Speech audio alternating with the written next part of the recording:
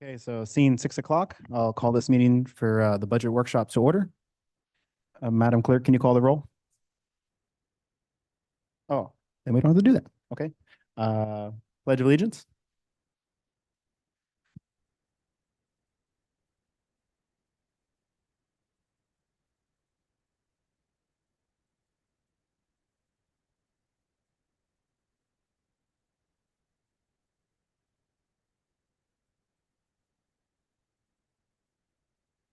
Okay, so before we begin and open up to public comment, we only have 3 here, so we do have quorum. I just want to make sure the other 2 commissioners are okay with continuing with our 3, since we're missing 2 commissioners.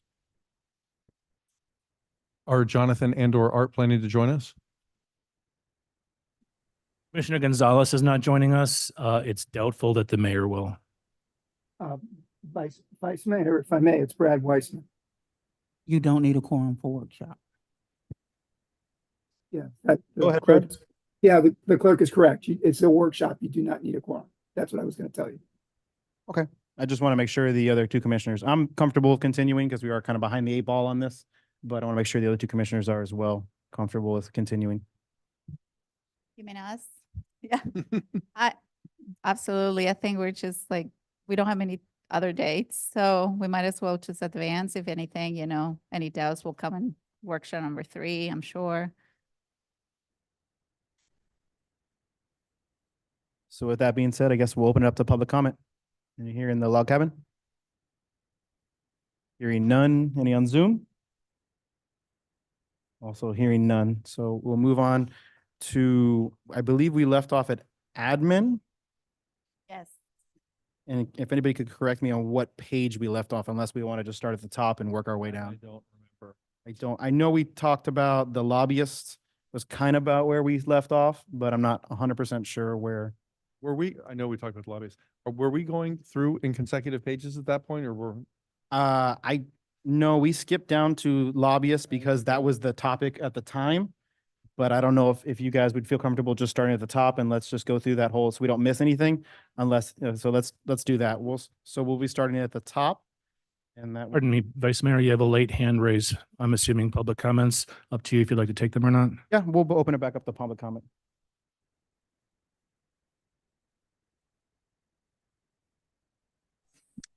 Thank you so much. I totally apologize. I couldn't find the raise your hand icon on my iPad. Janie Anderson, 11905 Northeast 11th Place. Just quick comments. And to reiterate some of the ones that I made at the last budget workshop, I can't find the line item for the code manager salary, nor for the admin. And I'm wondering why the plan is to go to 4 staff members versus the 3 current ones, considering how small our village is.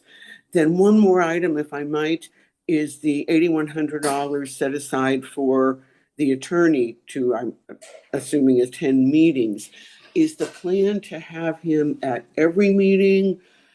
Certainly when a property owner is coming with an attorney, the village should operate on equal footing, particularly in the case of if it's a developer.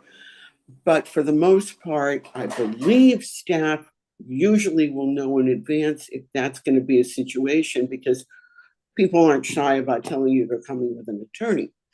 Same goes if it's a particularly complex, perhaps sticky, for lack of a better term to describe it, case that staff may not necessarily know all the legalities behind it. Yes, of course, it's good to have the attorney can certainly Zoom in. There's probably no need for him to be there physically, but I'm just thinking, is this plan on an as-needed basis, or is this every meeting? Because thankfully, I will say the majority of our meetings are blissfully uneventful. So thank you. Hey, Ryan, can I ask something before we jump into admin and get started? Paul sent out between meetings, it was a couple of days ago, an updated millage increase chart. He sent it out to all of us. I had asked him if he could update that at the last meeting. I think it might be worthwhile to let him go over that real quickly, because that kind of sets the stage for a lot of things on our heads as we move forward and we start thinking about things that we add and cut and how it adjusts the millage up and down because it changes every year. And Vero and I have gone through this a couple of times. I've been using this chart for a number of years, but it's the first time you're seeing it. I'm assuming you didn't see it cold.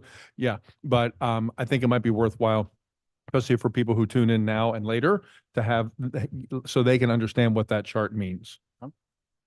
And with that, I'll turn it over to Paul, if you want to present that chart.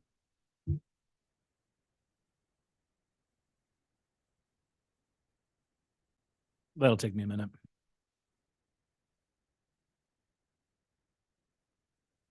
While he pulls it up, I will just remind everyone, Paul, how many years have we been using this now? 4 years, I want to say?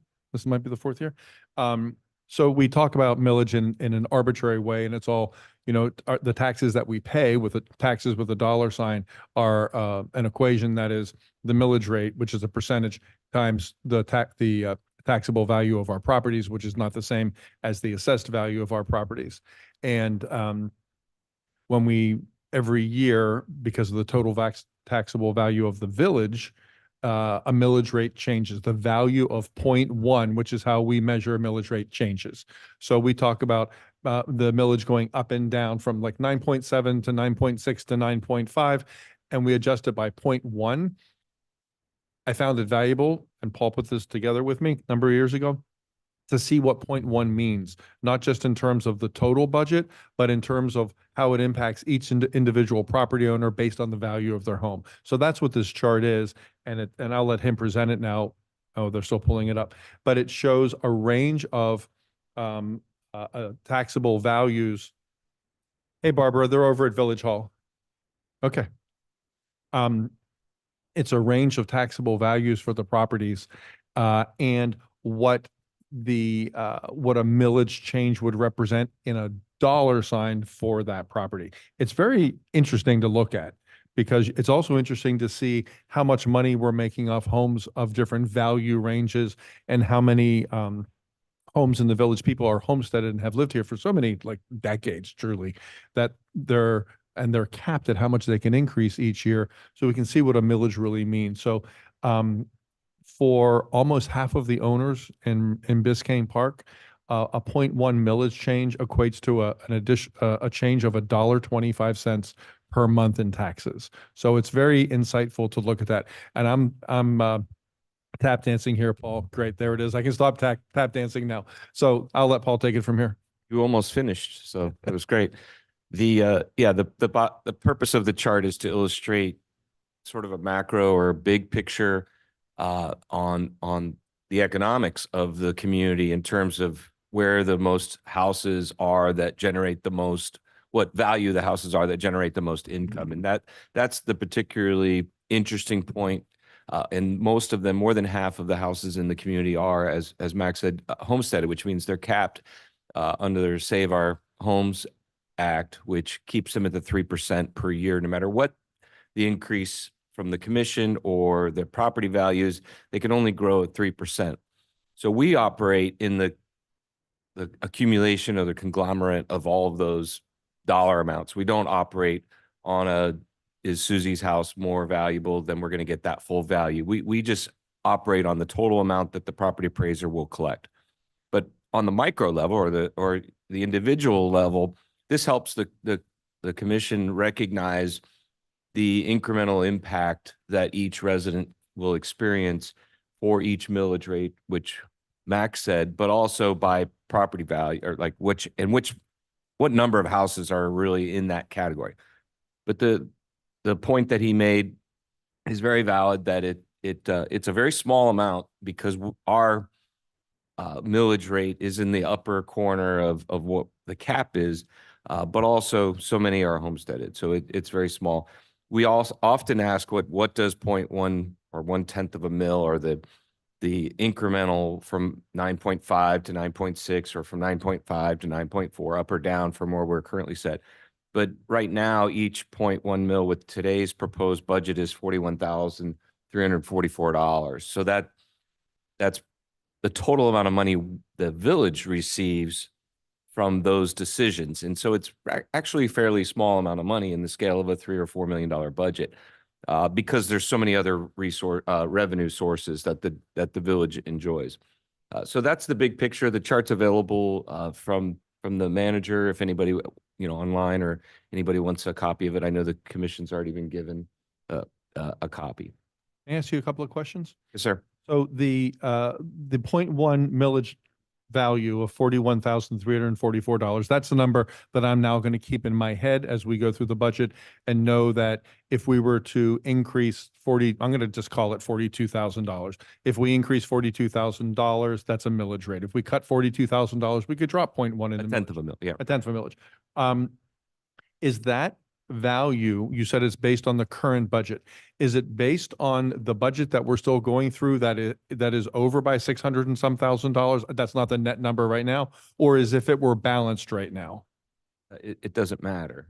That's the amount that it would adjust if you reduce it. And then again, it's a tenth of a mil. So it only goes up 40 per tenth of a mil. So if you can't. Because it's based on the value, not our budget. Yeah, and Okay. just there's a big gap in information that I haven't gotten to is that those percentages increase are due to the rollback rate. So to get last year's money, that's the rollback rate. That means you reduce your millage rate till you get to the exact dollar amount, which would be 8.5. There's some more fractions in that, but that's a good round number. And so the proposed budget ramps it all the way back up to 9.5. And there's a number of asks above that. Okay. So 9.7, the yellow column W, is what we have to date approved as the millage rate. and that's the most you could charge. Most we could charge. All the gray columns to the right of that are beyond anything we could do at that point by law. Correct. Column U as an umbrella is the millage rate that we're working with right now in the budget that we're still crafting. That's what we're aiming for right now. Bingo. Okay. And the rollback rate, if we just wanted to bring in the exact same amount of money that we brought in last year, we could drop it all the way back to 8.5. Correct. And Agreed. if we mess it up and mess up a calendar and anything goes sideways and we screw it up with the state, that's where we land automatically. If If you can't make a if remedy. we which- can't, yeah, if we for can't ourselves. fix it. And we came kind of close, not that long ago. So we got to be mindful of that as well. Okay. Because that would, while it would bring in the same amount of revenue as we did this current fiscal year, would not be enough to run the village. So we have to be really careful of that. Okay. So that's really interesting stuff, Paul. I appreciate you adjusting this for the year and also presenting that to us. Pleasure. Okay, so with that being said, let's move it back to admin. And our first page is 11. And I'll open it up to discussion. Anybody has any questions on 11? First page is 11. Yeah, I'm going by the Oh, the object code. code. Object code 11. Sorry, going by the code. Just for clarification, are you working in the status quo budget or the asks budget? I'm working the ask budget. I'm only looking at the, So, I mean, this executive salary manager, so what is the request here? That it goes up 100, it's from 100 to 135. Right? Correct. We looked at the average salaries for the executive staff. The average salary for a population of 2,900 to 5,367 in Miami-Dade County, including BP, is 183, 149, adjusted to 167, 549, including full pay insurance. So rather than ask that full amount, the incremental is 135. and I'm sorry, that was based on population, you said? Average salary for municipalities with between 2,900 and 5,367 residents in Miami-Dade County, including Biscayne Park. Biscayne Park is currently the second lowest, I believe. Is that comparison, would that be proportional to budget size as well? No, it's proportional to population. But I'm asking, does population necessarily correlate to budget size? They're going to be pretty close. And these other communities may or may not also have commercial property. There's some other differences. We don't all demographically and all the different ways you measure things. don't come out. Is this, does this come from a database from the county that you're pulling this information from? Yeah, they have regular salary surveys that they put out. Do you mind sharing that as a backup? Yeah, absolutely. Veronica, I'm sorry, could you speak into your microphone? I can see you from down here, but I can't hear you necessarily. Sorry. Yeah, No, I just asked for the backup of Oh. that information if Okay. you could attach it. Thank you. Do all of you want it or just? Yes, I would like it. I'll just make a blanket request that anything during the meeting that anyone asks for, I'd like to receive as well. And Chris, if you look in the status quo budget, it reflects $106.07 or $7. Is that contractual? That's what you're contractually we would go to? There is no contractually specified increase. It's up to the commission. That's a 6%, and then on top of that would be the 130. Correct. For the status quo budget, everybody got bumped up just a hair under 6. And I asked last meeting, and I probably wrote it down in my notes somewhere, but Paul, what is COLA for fiscal 25? The COLA for salaries, I think I looked it up and it was between 3.5% and 4%. So this represents a 35% increase over the current budget that Chris is proposing for fiscal 25. Can you tell us, Paul, we're going to see it on subsequent pages, but can you give us a number of how that impacts other items, other object codes here in this budget? Well, the percentage, if you go up 3%, you go up 3% in all revenue, or excuse me, all labor costs. So that trickles into your FRS, your different. So it's just completely the exact same percentage. Yeah, it all goes This up is a- 5%. This is a proposed 35% increase. So what else would go up 35%? FRS? Yeah, so all of yours, all your benefits and entitlements. Okay. Health insurance would not. Okay, I understand that. But we're already covering his health insurance in full. That was something that we negotiated when was that, Chris? Last October? October? Somewhere about then, September, November, last fall. And what was that percentage, Paul, that his total compensation increased last year when we paid for his insurance in full? I want to say it was 15%. I don't remember exactly. Can you pull it up real quickly? Can you tell us what the dollar amount was? It's easy to figure out based on his total. I had a note that it was a 15, it represented, it was not a 15% pay increase, but paying his insurance represented a 15% increase in his total compensation package. That may not be right, but I wanted to confirm that. I don't know if I can pull that up so simply. I don't have all the I don't financials know the loaded percentage. in front of me, but I'd have to compare some financials. Okay. really quick. If you could figure that out, Paul, and send it to us after the meeting, I would appreciate that. It was double digits, certainly. So what you're going to send to us is show us, please, what the village's contribution towards his insurance was before that increase and what it became after that increase, and then what the new amount is as a percentage of his total compensation. Cool? Understood. Okay, thank you. And the point I'm getting to here, guys, you can imagine where this is headed, that we hired Chris in August of last year. At about 3 months into his tenure here in the village, we gave him what amounted to an extremely significant compensation increase, although it wasn't a pay increase, but it's still money in his, that stays in his pocket. And that was only at the 3-month point before he'd even been evaluated. And now we're at the 1-year mark, and that 15% or whatever it is, I'll just call it 10% to be conservative, continues on because we're not rolling that back, right? Well, there's not conversation about rolling it back. It's not something I think we should consider at this point.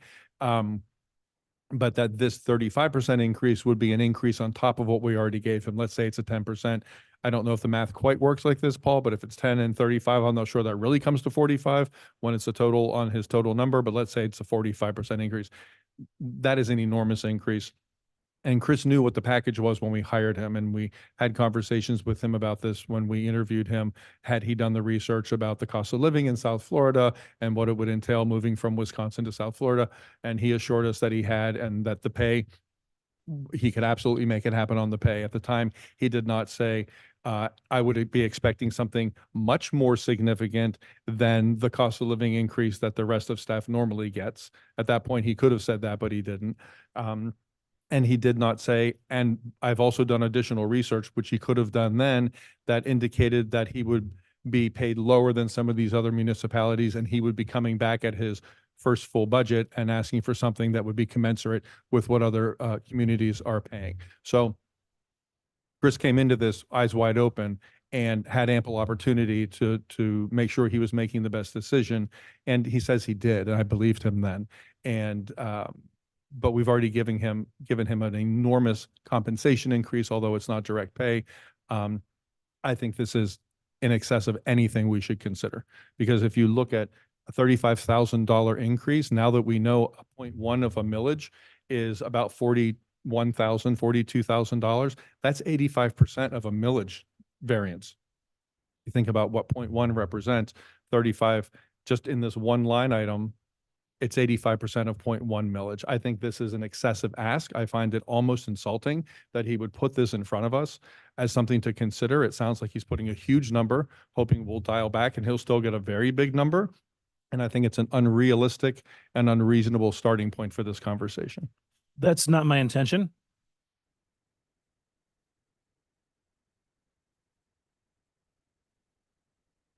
With the salary increases in the administrative staff, as I stated at the beginning, we took a look at salary surveys for those in Miami-Dade County.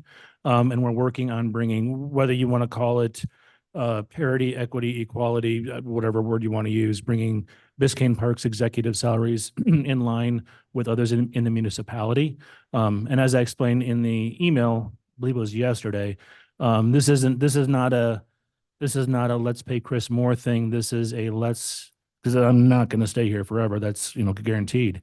Let's find salaries that are reasonable so that we don't continually go through managers and clerks and department heads. So this isn't me trying to pull one over on the commission. Like I said, this is me doing the research and saying, hey, this is what the rest of the county is doing. This is a step in that direction. And now it's up to the commission to decide.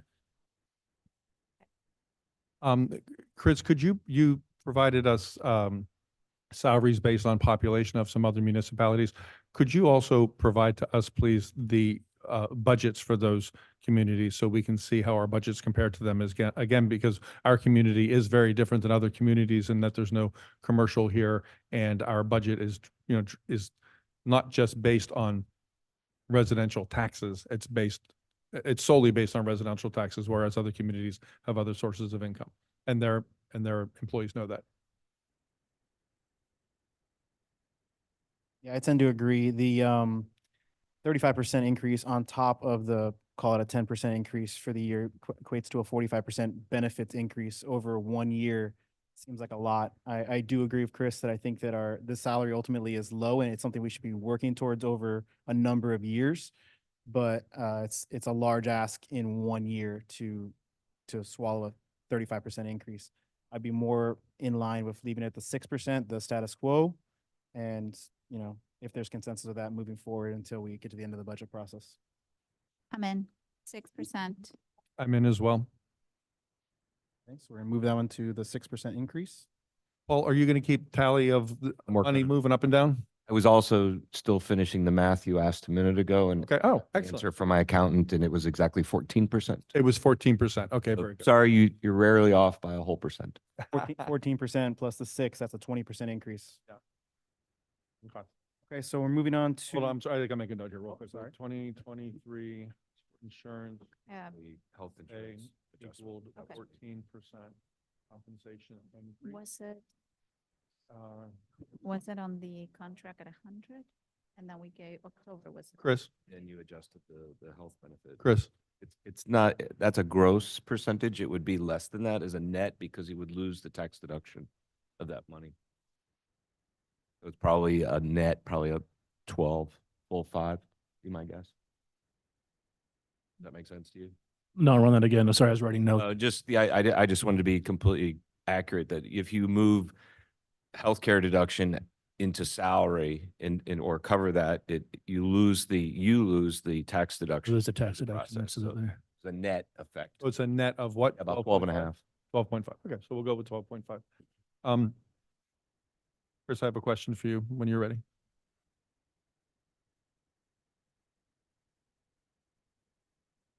So Paul, it's this roughly 6% is the difference.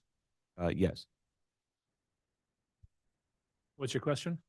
I had asked a second ago if you would provide budgets for those communities of comparable size, given that this is our first budget hearing and that we will have this conversation a second time. I would still like to see that in case we three or the other two who aren't here tonight want to adjust that 6%. Just point of correction, this is our second budget workshop. We haven't hit the hearings yet. I can certainly work on that information. Oh, I'm sorry, you're right, it is. I'm It's a sorry. heavy lift. I'm not going to be able to get it done in the next day or two, but we'll work on that. Okay. Okay, so moving on, we're gonna move to code 12 and open it up to discussion on code 12. Hold on, I'm still making notes. So, I'm sorry. Actually, Paul, I'll ask you offline. Never mind. I just have some nuts and bolts questions. I'll just ask offline. No problem. While they're taking notes, Chris, I see that the clerk is about a $10,000 increase. Correct. Is that the same methodology you went and studied and found out this is about absolutely. average? What was the total number? Because you increased on a margin with your salary. What is the total number that the average for the clerk in the county is? I apologize. That didn't make it into the notes for this. I'll have to go back and get that information for you. I had that same information broken down as I did for the manager salary. But it comes from a database sort of comparison with the county. Correct. It was the same methodology as a manager. They call them salary surveys. So we find out what every executive and clerk is making in the county, by population size, by city name, and can make the decisions that way. I have a question here. This item, this code 12 is regular salaries for 3 different positions. Is for the clerk herself, 12.001, the year to date through the end of June is 47,335. Will it be 70 at the end of the year? Because what we budget and what we pay are 2 different things. So for the clerk's salary, will we be paying out that 70,000? Doesn't look like it. You That's, 'cause I can't see that because The you way looked at ahead. the summary sheet. Yeah, so you're that's the end of the 6th month Yep. of year, but it's the end of you have 8, 9, and 10, you only have 2 more months. Right. Or 3 more months, so you're well ahead. There'll be a savings.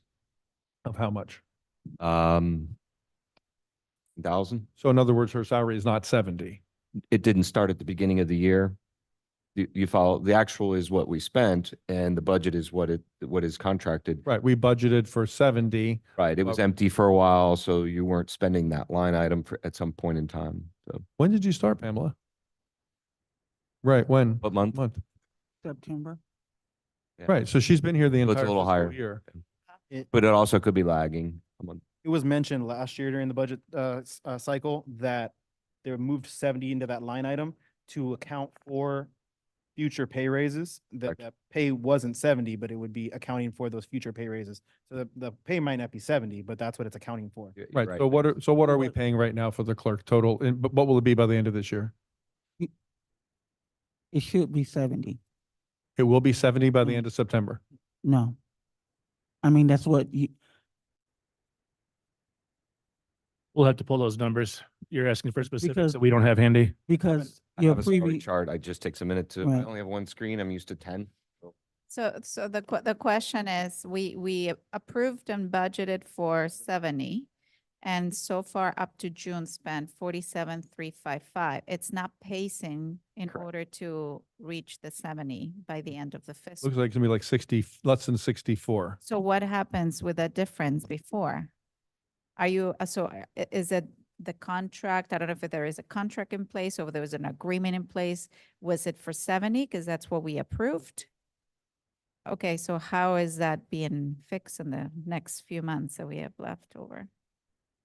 It's not, we don't spend it. We Okay. budget Do that one to thing. Accounting. We budget one thing and then the pay is something entirely separate.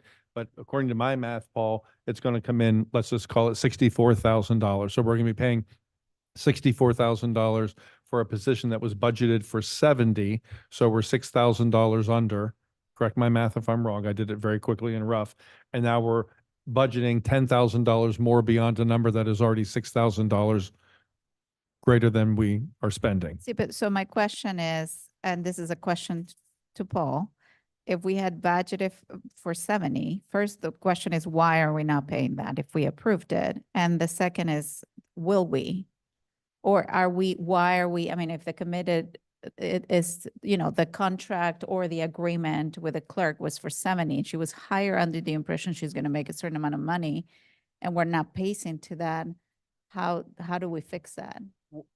in reviewing the last year's budget cycle for these meetings, it was mentioned that that number was moved to 70, not as a pay increase for the clerk's position, but It's a to placeholder. a placeholder to allow money to be there for when she gets a pay raise. And I believe it was designed also for some manager discretion to organize the staff at Yeah, we- that time. Because it Yeah. kept it inside the admin budget and he could move it around as he needed. So We brought the clerk in at 70. Correct. then why is she not being paid 70? Why that doesn't show 70, I'm gonna have to ask finance, or why that doesn't show what it should, or what we're expecting. Yeah, it could be a timing thing also. It could be that it's not that far off where it wouldn't possibly might just be when the salaries were taken out as of that month. I'll check it. I can ask. $1,000 off his. I'm looking at the 10%. salary right now. Also and it- started preparing this in July, probably, so that might be numbers from July, not. But it says year-to-date through June Through 30th. June is what- 30th, yeah. So but these numbers that we look at have to be reliable. We're looking at. So they're reliable. It's just that you may not be getting all of the pieces of it explained because it's just a budget figure. So it's not the actual chart that derives into the budget. So I'll find out for you. Give me So- 2 more seconds and I can answer it. Oh, if you can I- find that, that is going to be critical. That meant that from the so from the 64, which this adds up to, Mac, I'm following your math. I didn't do it. We gave a 10% increase for fiscal 2024, allocating as a placeholder for the position. And then now, Where do you see a 10% increase in fiscal 24? 64, 70,000 over the 64 minus 1 gives you 10%. Yeah, So I'm Paul's verifying that number. We might want to give him a minute because Yeah. Chris just contradicted what's on here. Chris said we're paying her 70. okay. I came in at 70. You actually had budgeted last year 84. Your clerk that left would have made 84 starting, Fiscal 23. starting October 1. The new budget, that clerk was scheduled to make 84. But in that- this budget for this year, it came in at 70. Exactly. You moved it to 70 from the 84. So it went down to your point. So Yes. I was going to ask that. So do we have all the fiscal 2023 for comparison? Because Yes. here we can't see the previous year. It's on there. No increase. All right. So 2020, well, the regular, it's lumped in a little bit with regular salaries, but at the actual from 2023 for that line was 79,000 because there was a part-time, some part-time work, and I believe bundled into that. But you can just grab the clerk position. We know exactly. Yeah. Since we're being so specific. Yeah, here. Yeah, so you were on pace to exceed 73,000 on the clerk's position This again year? last year. Last year. And I show obviously that it was changed to 70,000 as of 2023. Okay. October 1, which is the beginning of the fiscal year. The year to date is in the financials, which but that is in the budget projection. Those numbers are in there as the projected. So just to jump ahead a little bit, with that line, under admin, your projected is, yeah, it's still well below. You adopted 159,000 in that line and you're tracking at 98,000. So I believe it's 2 positions added I together. just want to know about the clerk right now. We're looking- Yeah, I'm trying to, it's when they're added together, it takes, I understand. yeah, a little, Let's give Paul a minute because I think Right. we're looking at a number that isn't accurate on object code 12. right. So the- we what- need to know what that is because initially it looked like we were not paying her what was budgeted. Now, Right. Chris and Pamela are both confirming that the budgeted amount is exactly what she's. So I wouldn't get snagged at the projected amount on the Okay. worksheet because what happened was the assistant clerk portion of that is no longer being charged. And so it looks like it's behind. It's probably dead on. I'm only looking at the clerk line. I'm not looking at anything else on this page. I'm looking at the clerk line year to date through June 30th, which is 9 months into a 12-month fiscal, 47,335. I don't think that number's correct, or we're underpaying Pamela, one of the two. Yeah, you're Something's you're not. not underpaying her. It's just that the year to date is I don't know how, another way to say it, but Well, it's not the right number. I don't know how else to say it. It's not the it- correct it's number. probably not divided correctly, those Okay, two so numbers. it's the wrong number. That's all I need to know. That's fine. Now we know. So let's get back to the topic at hand is Which for one? fiscal 20, Hold on. Which one is the wrong number? the year to Potentially date. look on my screen, or yeah, Yeah. so you have the two numbers, the 47,000 and the 32,000. Yeah. It's probable that there's some reallocation of that Okay, in the actual coding. so this is, we shouldn't look at this column. You need to. That's the only thing I double can check. come up with right now. without Okay. Having a whole page thing in front of me. For me, the question was, I would like to see 2023 to understand what sort of increment we gave in 2024. And then that compared to what's being asked for 2025. Right now, from 70 to 80, we're talking about an increase of 14.3. I wanted to understand where we came from before. It seems like we were even from 2023. If anything, In 2023, you were at 72. we were a little bit less. And then in 2024, you would have gone to 84 from 72. But But- we, That doesn't matter because we didn't do it. Well, no, she asked, Yeah. so I'm only telling Okay. her because she asked. I see where you say, I remember the conversation from last year. We had allocated a certain amount for the role and then we ended up closing at 70. I see what you're saying. Yeah, okay, so we can put a placeholder to come back to this. Do you need to find this information? I think the I think- facts are very simple. She's paid 70,000. And that's what's And budgeted. in front of you is a 14 Yeah. and a couple penny increase to Yeah. 80,000. And for budget purposes, you So can work on that. I'm to your com- point, yeah. Okay, I'm personally comfortable if for now, I don't know what the percentage is, 80 on 70, I don't know. But if we increase 14%, if we increase it 10% and change that number to 77 for tonight's purposes and move on, that is 4% higher than the cost of living that we'd be budgeting for the clerk. Cost of living is 6. I'm saying budget for 10, that's 4% more, and to move past this item. I wanted still to know, we can put it as a placeholder. I agree with you. I would start a little higher than the 6% we gave to the manager. So I'm comfortable with starting with the 10. I still would want to know what originally was discussed 2023. This was a whole sort of reallocation savings sort of strategy that came with Chris. And I want to be fair, this is a very critical position that we nail the right budget for. So I'm comfortable with the 10 For for tonight. now, for this conversation. And then And- I will ask for 2020. Maybe a quick math at 6 o'clock at night is a bad idea, but the 47,355 is the exact right number Okay. as of today. We'll move it to that number for a placeholder for now and we'll readdress once we get the. It just looked low at a glance, but Sorry? it's not. What's the final number, please? 10%. So 77 as of today. Well, how'd you come up with that being the exact right number? If I 47 took 47,000, which is 335 divided by eight 9 months months, paid. 9 months. It's 8. October, November, December, Jan, Feb, March, April, May, June. It's 9. It says year to date through June 30th. That's a full month of June. It's 9 months. October, November, December, Jan, Feb, March, April, May. And the difference is probably the fact Nine that you're months. not paid in advance, you're paid in the rears. That's where it's going to line up. So it's 8. Okay, the bottom line is we were paying her 70. I was concerned for a second that we weren't paying Pamela correctly. So we're paying her correctly. She's being paid what was budgeted, and we're going to change the fiscal 25 budget number from 80 to 77 for tonight's purposes. So there's a gain of $3,000 more. Okay, very good. And Paul, you are keeping track of that? Okay, thank It you. was the second change. Got it. Moving on, any other questions in code 12? I did. So then you have a full-time administrative assistant and full-time cleric, village manager assistant. Just so that I understand, Lisa was one of this, right? Which one was? Correct. She was 1202, the full-time Okay, admin assistant. That's what I thought. And then, so you're not planning to have the full-time clerk, village manager assistant. So in essence, you're saving and in this particular, No, that position we converted into a code clerk position.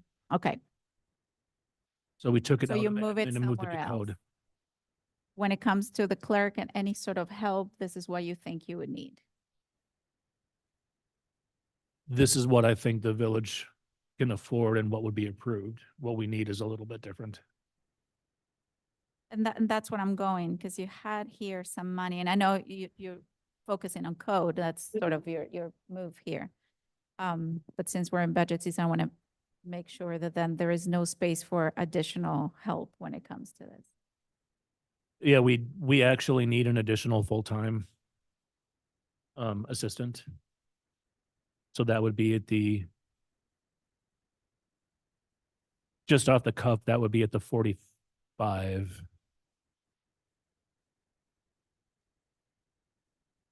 And Chris, historically, I see it's zero year to date, so it wasn't filled this year. When was the last time that position was filled? Didn't exist? It hasn't, so it's never been filled. So we have no historical, this is how that worked out. Okay. There were some years when there was some part-time Yeah, portions in the clerk line, which I mentioned a little while ago. That's why your history might look a little funny. But no, there's never been a second full-time assistant. all right. No change? No, No, because that's 6% for that position, so that's fine. okay, so moving on. I'm sorry, let me ask one quick question of Chris. Chris, you have to fill that position. That's a 6% increase on a salary that is low, right? $45,000 salary. If we increase that to $50,000, that would be $2,300 more. What percentage would that be? That would be 27, that'd be $5,000, 5 divided by 45. That increases at 11%. Would you guys be interested in keeping that in here just for tonight's purposes? Increasing that now empty position from 47,700 to 50,000, which makes it an 11% increase, hoping that it helps Chris to find someone.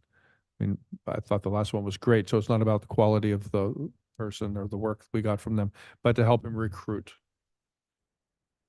Listen, I follow his direction and here, if the request was 6% and you think you can fill the position, I'll stay with the 6%, guessing that that was part of the research that he did. So that one I'm comfortable with. Well, he just put 6% on because it's an empty position right now. So that's what I'm saying. I mean, that. Chris, would that this is help a you? request. Is that something that you would ask for or happily accept? And we're not locking down a budget tonight. We're having a workshop or hearing. The village manager will always accept additional salary for his team. Well, that was about as benign an answer as I could get. Okay. I'm definitely comfortable moving it to 50 as long as that help with the recruitment process. Might make more attractive to someone. Let's move that to 50 and add $2,300. And just for tonight's purposes, we still have 2 opportunities to adjust all of this and get the other guys' feedback as well. And Chris, just to clarify, you're saying that the village manager assistant is necessary, but the code clerk is more of a need right now this year. Correct. Okay, so moving on, some of these next codes are pretty standard. You can't, once we adjust salary, adjust those line items as well. So I'll open it up. Any codes that anyone would like to, questions they want to touch on? Well, let's look here. So 22, all these things, Paul, you'll just automatically adjust for us. Right. And these percentages up and down. So in other words, for example, let me just pick one. So code 22, which is FRS, that's the retirement plan.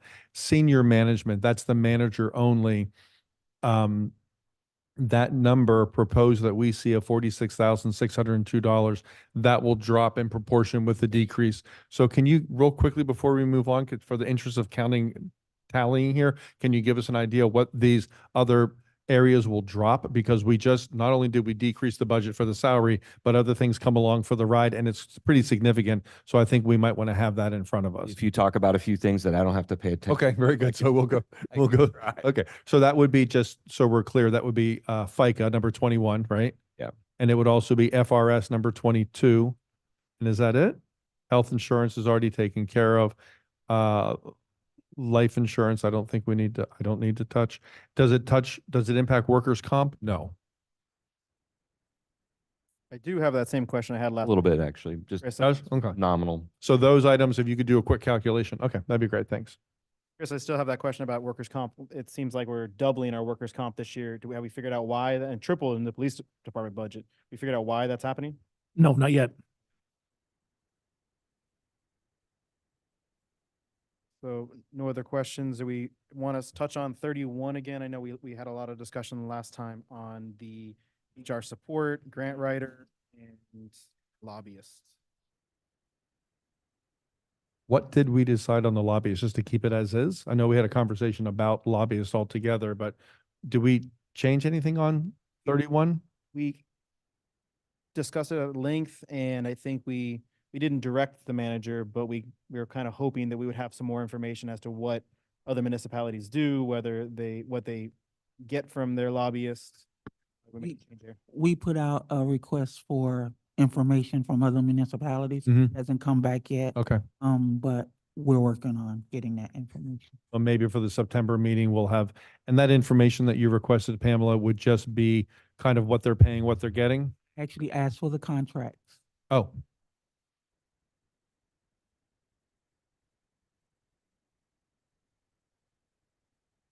I forget that all of that you can just ask for and they have to give it to you.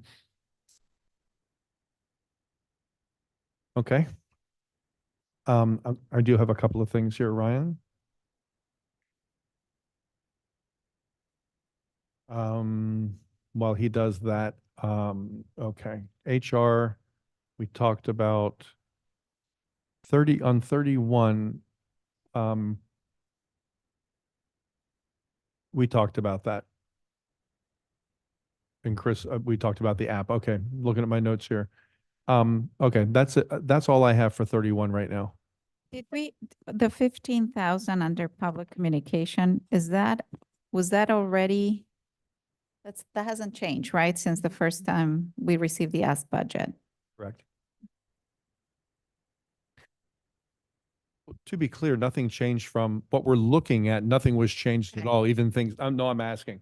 Nothing was changed at all. right? That's why I'm None of asking. these I'm like, changes were made, right? because well, we have. What we're looking at tonight, none of the changes we made from the first meeting were made in this document. I don't know which one we're looking at. If you're looking Look at the one that was on the agenda tonight. None of the changes have been made. We're waiting until we get through the full budget and then we'll go in and make the changes so we have an updated version. Okay, yeah. So the 15 were already there. We have any co-promotion activity? Chris, I had a question about You Muni done? code. Are you done? We have proposed 1340 for next year, and we're spending close to 5,000 this year. Is that, or we have too little money in there? Do we need to move more funds so we're not under budget for next year? That is a fixed fee. I am not sure why our spend is at 49.94. I'll have to dig into that. Muni Oh, code? really? Muni code is a fixed fee. You don't pay per whatever you have them, but it's fixed? Jen? I can't hear you. I'm sorry. It is per, as we Item. adopt, we get charged for the Oh, item. it's not fixed. It is Yeah, we just by have, activity. we just have, Granicus is fixed. Granicus is fixed. And our grand total is, we've cut 42,000.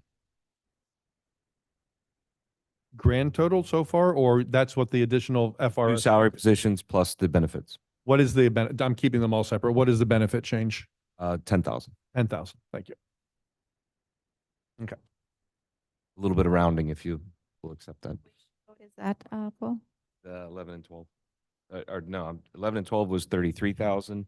And the benefits associated with those salary changes is 10,000. So 40, I used 42 to 43,000.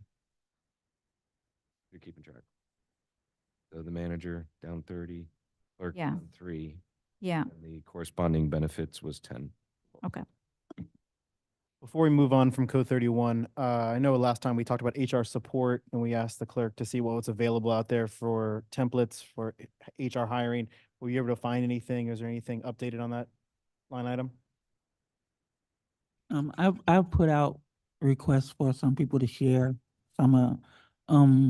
most of them have a dedicated company or person, consultant or whatever to come in quarterly or whatever to update. So still working on getting some solid concrete. According to my notes, I wrote in my notes, we cut it from 2217. Is that correct? Or did I miswrite that and we cut it 17 down to 3? The ask was 20. The ask was 20, but what did we change it to at the last meeting? It was budgeted last year at 3 and you kept it at 3. We kept it at 3. So my notes are incorrect. Okay, so He's at 3. so it's at 3. So we cut to 3. Mm, Got it. Okay. That's all I have for See. 31, Ryan. So moving on down, any other codes we want to touch on? 32, I don't. 40, I do not. Hmm. I'm just kind of talking out loud, Vero. You can stop at any one of those. It helps. Thank you. Okay, well, it's just me though. 41, I have some questions about 41. May I? Of course. Okay, what is Constant Contact being used for now? It was budgeted at $500 last year. Year to date through the end of June, we spent 0 and we're budgeting for 500 again. I thought we weren't going to be doing that anymore with the app and other things we're using. Constant contact can be cut. Any other comments on 41? Are we going Hold on, I'm that to trying to zero? get to that. Say that again, Vero? Give me 1 second to get to that. I was just finalizing on the previous one, making sure I'm not One missing. of those ancient ones who's got hard copies of the Listen, documents. oh my God.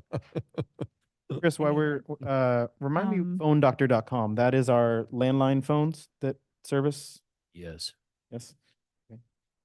That would be the ones that causes all the problems? Yes. We want, okay. Well, we budgeted 1,400. We paid 205 through the end of June. So I guess we're getting what we paid for. It's good news. That was a joke. It was a little budget joke. The Helium phones, is that hardware only? No, that's the annual phone charge, access charge. So it's $250 per phone annually.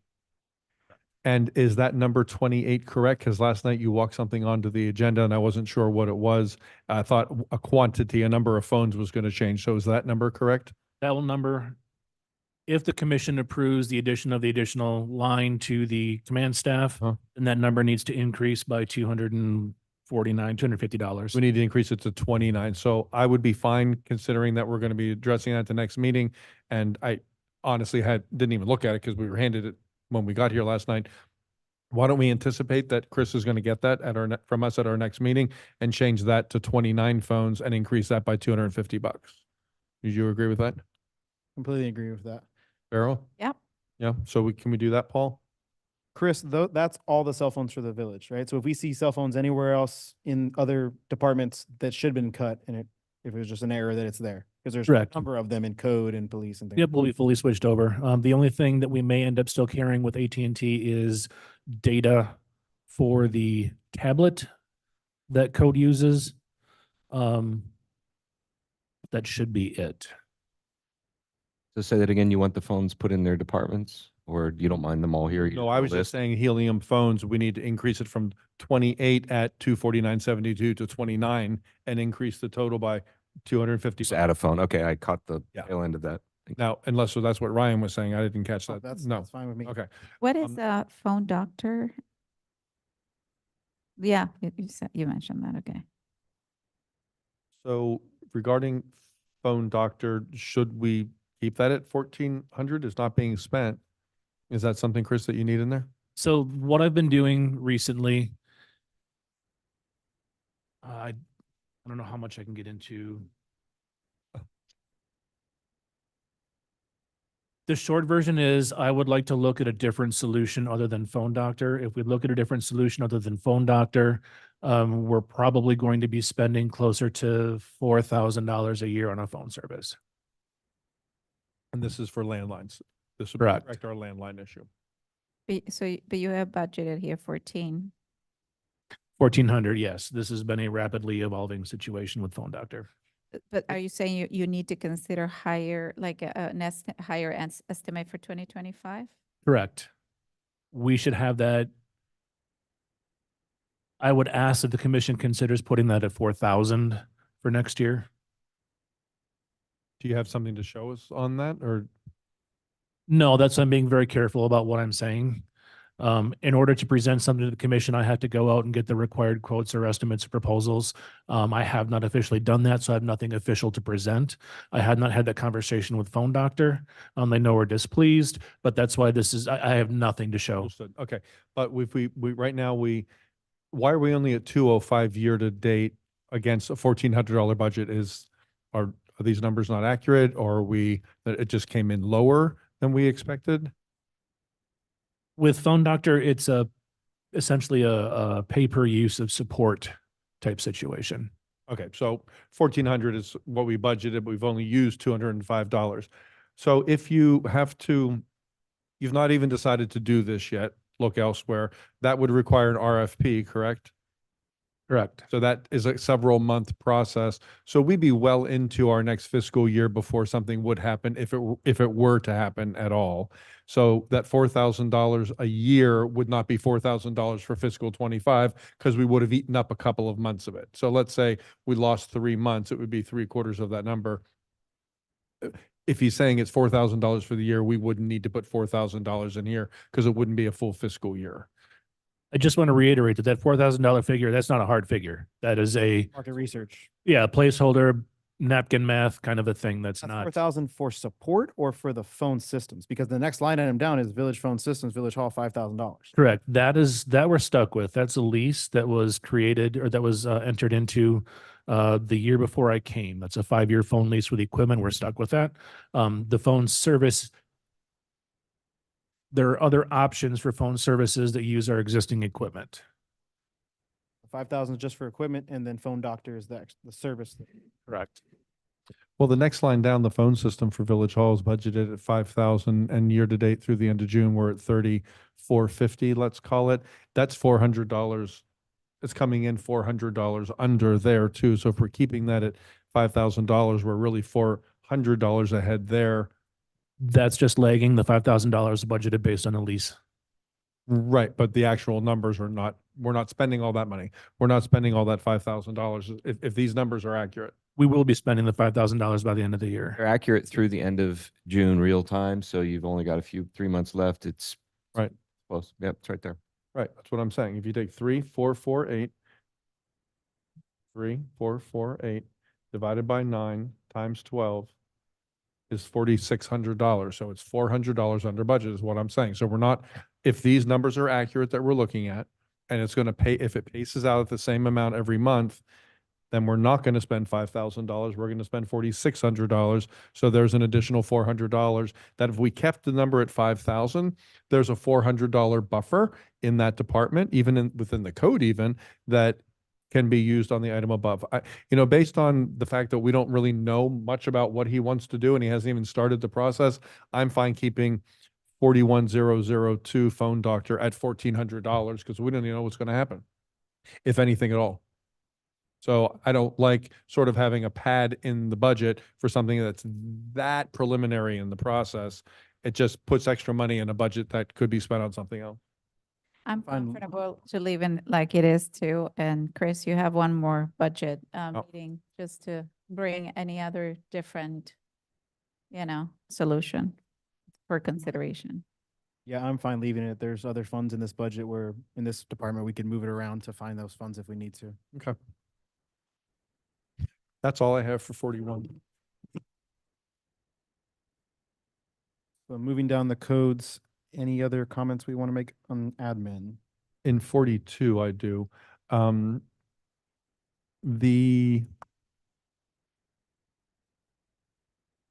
42 even, postage and freight, we only budgeted 50 and it's $113 year to date through the end of June.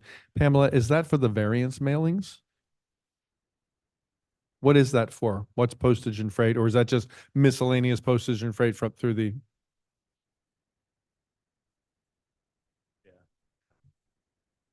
That's for our finance mailings. the set number that we do every year. Yeah, we don't have a set number, but when we have to send stuff up to finance, Oh, we- you mean we need to yeah, actually send things? to courier, Paul. yeah, back and Oh, forth. I see. Well, Is it- Again, can you explain? I didn't understand. For instance, if it was payroll or our vendor payments, things of that nature, we have to send the documentation up to finance, and they have Most to of it's send it back. electronic now, I believe, but at one time But we were there's- only on paper. So- Yeah, it's between both. We still have some stuff that we. okay, well, we're spending, I mean, I know it's a tiny amount of money, but we are overspending. Should we increase that to $200? So at least it on the line item is okay? No one cares? Okay. It's a small amount of money. Yeah, I'm fine with okay, that. let it go. Increase $200. Yeah, We Wanna increase can kind of wiggle it, We'll be all to right. keep it. and- Are we okay? Okay, Paul says keep it at $50. How about our mail resort company that you didn't have before? It was at 0 for up to the, and it's being requested at 3,500. I was just wondering what that is. That's when we do a rate increase to solid waste and you have to do a trim notice or a notice to increase. Yeah, So if you change it, we don't know what we're gonna do next year. So I'd leave it. It's a placeholder of normal activity. You just didn't have. Can't hear you, Paul. Right. I know it's, I know. When you turn, it's difficult. The advertisement of the trim? Yeah, Yeah. yeah, that's the actual mailing. That's the company that the county uses for those formal mailings. So we just haven't done it yet this year, Haven't had one hit the books, correct? but we will be doing it here for this budget that we're doing now. Did you decide to do one for the solid waste? It wasn't required because there was no increase, but sometimes Oh, we I see. historically do it I see, anyway. I see. same. Yeah, I can't hear you. they did it in-house. We did a mailing, but I did the lifting this time. You did a mailing about the solid waste for this year? I didn't receive anything. You should have. Did you receive one, Ryan? Did not. Did you get it, Vero? We had a lot come back, but we did send it. Yeah. I'm gonna check. I don't think It was so. 1,100 notices that. Dan, Samaria, did you get? Oh, you wouldn't have gotten one. Nicole, did you get one? Did you get a notice from the village about solid waste? Something in the mail, a hard piece of mail? No? Okay. As a matter of fact, the lady that came to the meeting late, she got hers because she came into Village Hall about it. Yeah. And 3 people showed up It was after. a while ago. Yeah. Yeah, 3 people. We're dealing with the post office, and I'll just say that. Okay, so in other words, that $3,500 gets used most years. This year, we didn't use it because Pamela did something in-house and used her own money to do that. Not her own personal money, but her own budget. Okay. And is it really that, in previous years, how much did we spend on that in actuality? Is $3,500 enough, too much? I'll say that next year I won't do it again. Next year, you won't do it again. Gonna You use won't the do it Aeromail. yourself. I see. No, you'll use Aeromail. So the previous years, Mine is there. what did it come in at? Let me look back here. 42. Postage and freight. See, it's only a total number that you see on the budget, so you can't break it down, unfortunately. Yeah, and I have the general ledgers with me for the other departments. I, Mhm. for some reason, believed we had finished admin. I don't know Uh-huh. why I thought that. I was maybe hopeful. I don't know. Okay. But I do have the others. I can look stuff up. Can we make a note for the next time we meet for the first hearing to look at that one? Because is 3,500 too much? Is it too little? It might be a place we can cut next time. Problem. Okay. Okay, so we're gonna come back to that one. Going to, moving down 43. Any questions on 43? Let me look. It's utilities, water and sewer. I don't. No. Moving down 44. Any questions on 44? I do not. I do have one. It's silly, but the water, bottled water cooler, we spent $83. We have budgeted 1,200. Chris, it's your department. Is that being used? It's something that we can do something different that would better support your staff? I mean, if they don't like the water bottle cooler, is there something else we could do that would be, we could use that money better? It doesn't seem like it's being used It's now. being used, the 83. I'm not sure where we got that dollar amount. I've seen more than that come through. Maybe- bills. Maybe it's getting coded to Public Works because theirs number is considerably higher. So maybe that's why. There you go. Yeah. There you go. I just thought that looks, the discrepancy is like, why is one so low and one so high? It doesn't make sense. Okay, that makes sense. Let me make a note of that. Hold on one second. 44002. Into one, so low. So no other questions on 44? No. No. None? Moving down 45. I have nothing on 45. 46.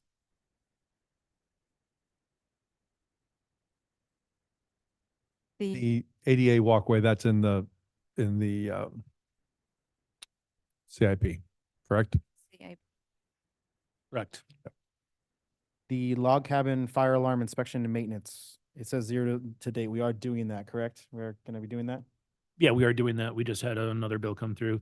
That's one of those, I believe it's an annual we pay. So it just hasn't hit it yet.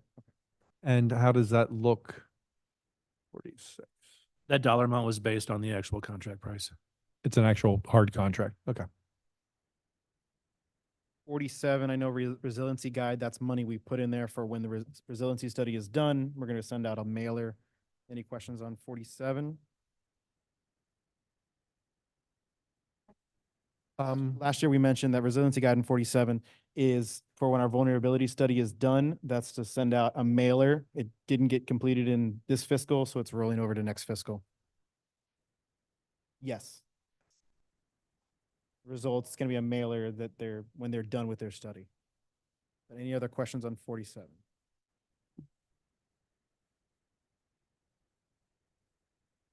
Okay. 48.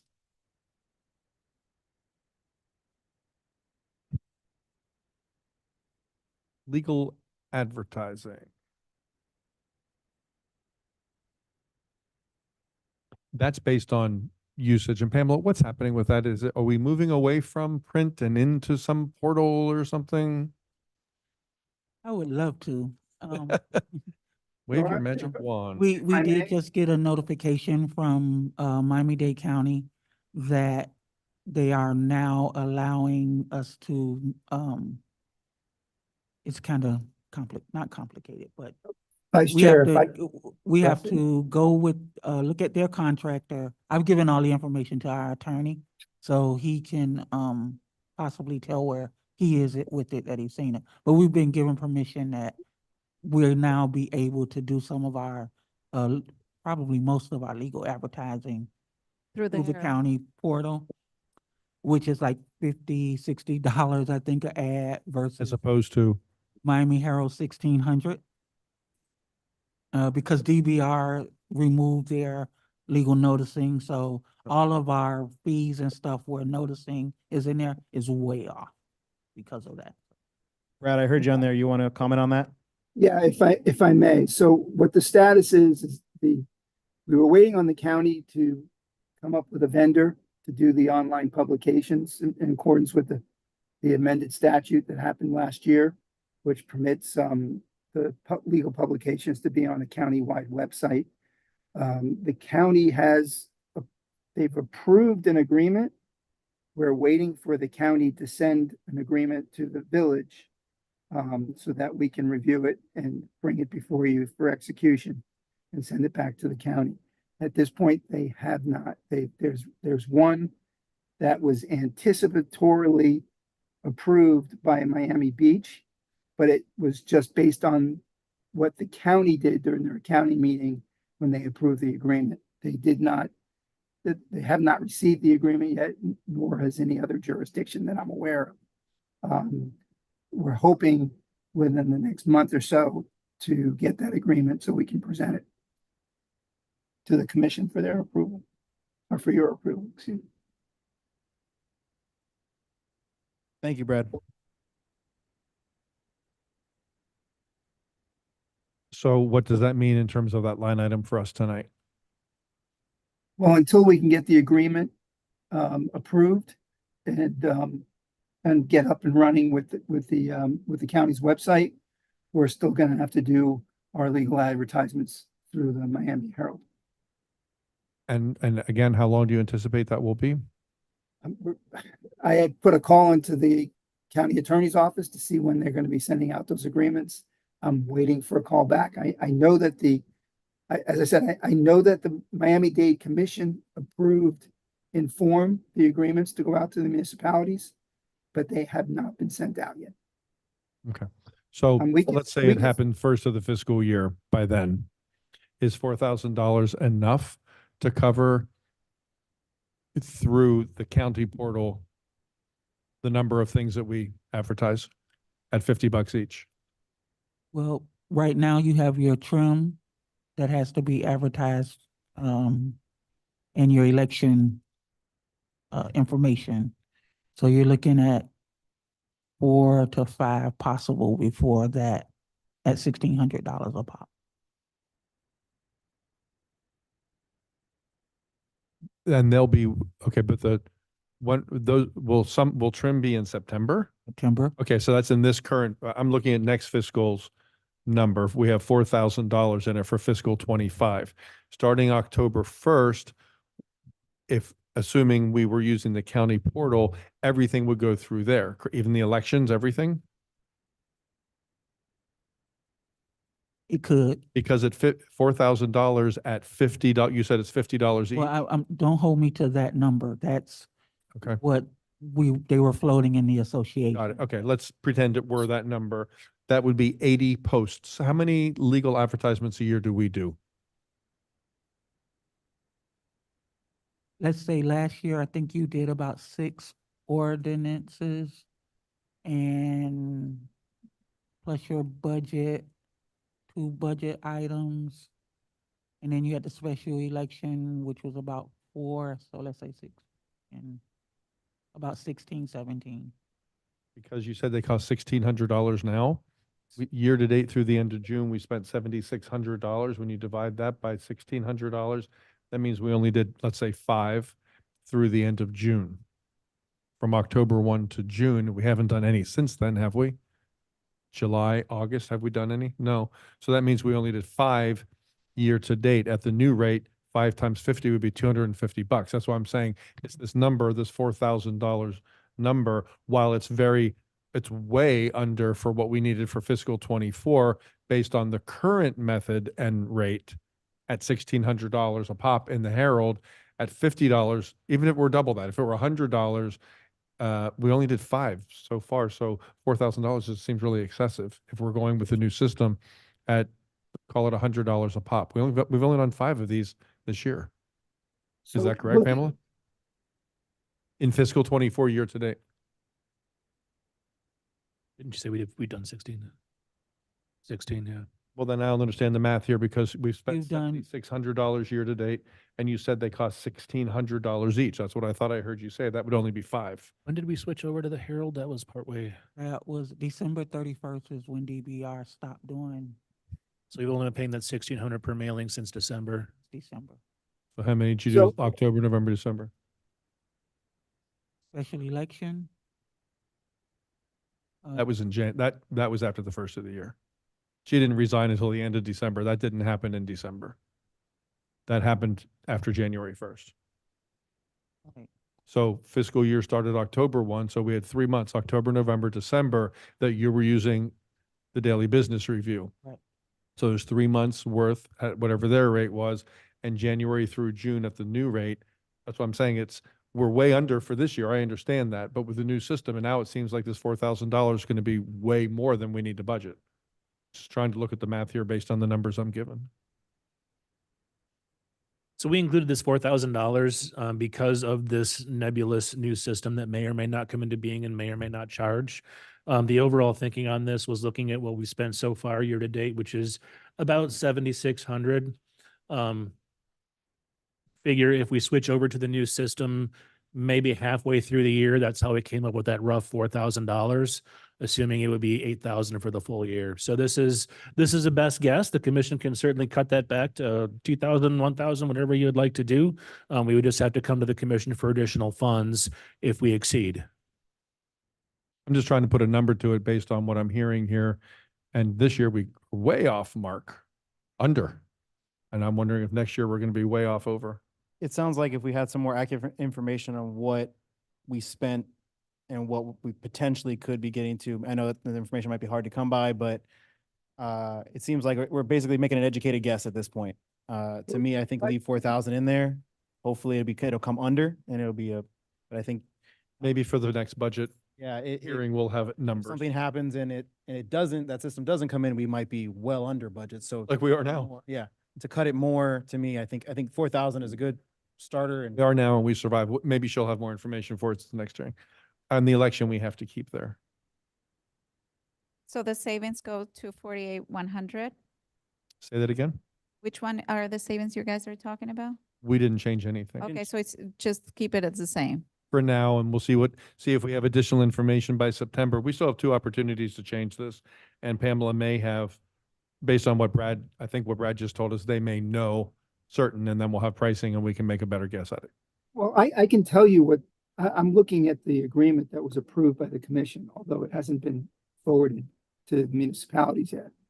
And according to the agreement, assuming it doesn't change, the annual cost for the city is basically a software maintenance and support cost for using the website. And it's $707 per municipality. And that's for unlimited usage, or that's just the usage itself and then we still pay per post? According to the agreement that I'm looking at, which is what the Miami-Dade Commission approved, it's a yearly fee. They indicate it may go up annually, but so basically what you're going to be doing is uploading into a website that's being run by the county. They're saying that the estimated cost is to be $707 per local government. That's it. A flat fee for the year, Yes. not $50 per post or some additional amount per post. Not according to this agreement. Again, Pamela left for a minute. She just walked back in. Pamela, Brad's telling us that according to what he's seeing for this posting on the county site, it's going to be a flat fee per year of $700 more or less. And that's it. It's not a per post. It's just a flat fee. Possibility, it depends on who the vendor is. Brad just 2 seconds ago told us that he has information that has been sent out to the municipalities yet.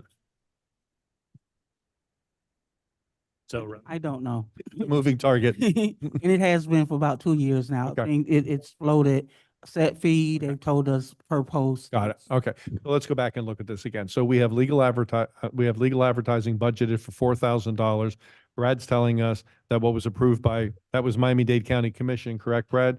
That it's a flat fee for the year of $700 and change. yes. Then why don't we change that to $1,000 and know that we're $300 over what Brad's telling us they approved and haven't sent to us yet? I'm fine with that as long as we reevaluate this before the end of the budget. We have 2 more hearings. Yeah, we can make sure. Hopefully we get some more information. We know this is going to happen because again, if it doesn't happen, we could be well under. Yep. But I'm fine with that for now. Just know. you sorry, I just want to set expectations. We may or may not know. We're completely at the mercy of the county to get this out to us. I'm sorry? Yeah, the manager's correct. We may or may not know what this is going to be by September. We're completely at the county's mercy. But that's what the Matter- commission passed. Well, but the manager's correct in the sense that we don't know when, they've passed the agreement. We don't know when they're gonna roll it out to the municipalities. I know right now they're using it interdepartmentally, meaning the county departments are using the public website, but they have not rolled out the agreements to anybody. The only, I can tell you, like, as I said, Miami Beach, got a hand on the agreement that the commission had approved. And what they did is they prospectively approved it, making the assumption that that is the agreement that they're going to get from the county. I'm not 100% comfortable doing that, knowing, when we're dealing with the mutual aid MOU, where the county kept on going back and forth on what they were going to charge municipalities for mutual aid assistance. So I would like to see the agreement in hand so we know exactly what the terms are and not guess on exactly what the county's going to get us or when Okay. they're going to get it to us. Well, why don't we, I'll propose this. Why don't we drop this to $2,000 from $4,000? And hopefully by the next, which sounds like it's still going to be $1,300 more than we need according to what the county has approved. And we'll hopefully have more information by our first or second hearing when we vote this through, and we can adjust accordingly. And if we have to increase it, we certainly can. And if we can drop it by $1,000 or more, that's a good thing, right? Yeah, I'm fine with that. I'm good. Two. Drop it to 2. Okay, thank you for that info, Brad. So moving on, any other questions in 48 before we leave that code? I do not. Only thing I have is municipal elections. We only spent $100 for the special election. We didn't spend more than that. That bill has not come yet. Estimated 16,000 roughly. So we're going to be under budget in that line item for this year. Okay, moving on to You're 49. expensive. That was expensive. Moving on to 49. Ryan, so just a suggestion, since we have an audience today. Hi, guys. I don't know if you're here for something particular and you want to tackle that first before we keep going page by page. Oh, are we almost done with? 5 more pages. Yeah, why don't we just finish this so we're at a Finish clean it. breaking point, and then I'm gonna look at them all staring at us. Good grief, they're intimidating. Um, they came with their hands out. And then maybe we could jump to them. Yeah, that's Okay. All right, 49. Any questions on 49? I have some. I would like, this is a request for me. I can't hear you. Now? Yes, thank you. So I wanted to bring up a program. I don't know if you guys have heard about North Miami Foundation for Senior Citizen. Yeah. It was active at some point in the past. And in the budget that used to be assigned, it was $2,500. I would like to put it as a placeholder. I had a preliminary discussion with a volunteer running it. And it seemed like something that could really bring an effort to connect the elderly population that we have, sort of measure the numbers that we have, and improved in a way the connectivity. I think there is projects, I talked to Isa at some point about, sort of what used to happen here. He explained some of the programs that used to be run at the rec center that seem very interesting. I don't think it's a big ask in terms of the. I don't think it would, I think we cut it a couple years ago because it wasn't being used. So I talked to her and they said it was a budget situation. And so they were asking for some funds. They do a lot of this volunteer, obviously, not, Is it a flat fee? it's a, back in the day, they were budgeting $2,500 as a one sort of donation. And with that comes a lot of, information about nutrition. It could be cybersecurity, the events that are happening, not necessarily Chess and Biscayne Park, but also Yeah. North Miami that they can assist. Yeah. It's also transportation. So I think it's a small number to reconsider bringing it back, understanding exactly what goes in, and that's why I haven't finalized, but I would like it as a placeholder. Is that $2,500 based on our population size, based on our budget size, or is it just an ask? Is the past ask that has been in the budget. So I'm understand Is that what we paid them in the past, or that's what we budgeted in the past? it's what we budgeted in the past. Do you know what we paid in the past, Paul, when we did do it? It hasn't been in for a couple of years. This is 2021, so it's. Okay, it's been a couple of years. I'll send it to you. If a program is engaging people, and I would want the village or the commissioner who sponsored it to help with outreach and get people engaged. We have a large number of elderly people, so if there was value there for them, God bless, right? So I'm okay with putting it in at Vero's request tonight, and we still have 2 more opportunities to discuss it. And yeah, and I'll bring more Can information. you bring more info? Okay. Yeah. Let me make a note. Hold on. I'm definitely in agreement with that. I was going to ask that question too, why that was cut out a couple years ago. And I think Yeah. we should put that as a placeholder for now. All right, thank you. Hold on. Let me make a note.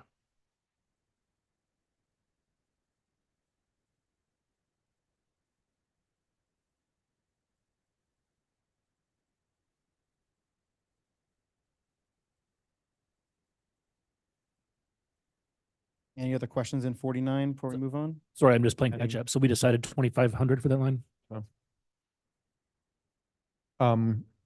Yes, I had one. Payroll processing. What's the discrepancy there about?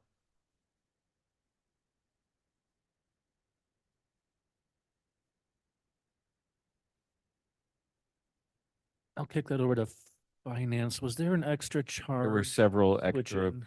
Yeah. payroll adjustments to with the, when we changed companies. I believe there was a slight overlap Yep.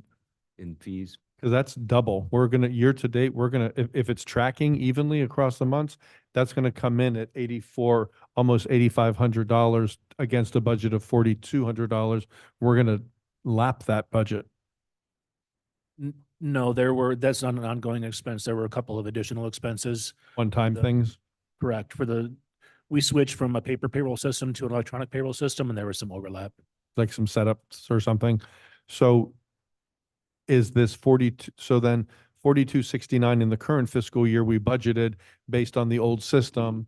You switched over to paperless, but we budgeted for the exact same amount, 4269. So is that, we just carried the number over, or is 4269 based on what you actually know we spend on the paperless payroll now? I'll answer that when I can look it up. Okay, because it seems, It should be fine for now. well, it's fine for now, but if it's saving us money, this number I think needs to be looked at. We'll get the number corrected if it's wrong. Okay. So in other words, is it, I don't know who to ask, Chris or Paul, is the number for that line item, is that a fixed amount per year? Is now. It is now. Okay, Only- great. The only So- variable would be if we changed again, I but get it. So for now, we could align that with the actual contract number, which I'll make an adjustment in would draft. be higher or lower. Okay, hold on 1 second.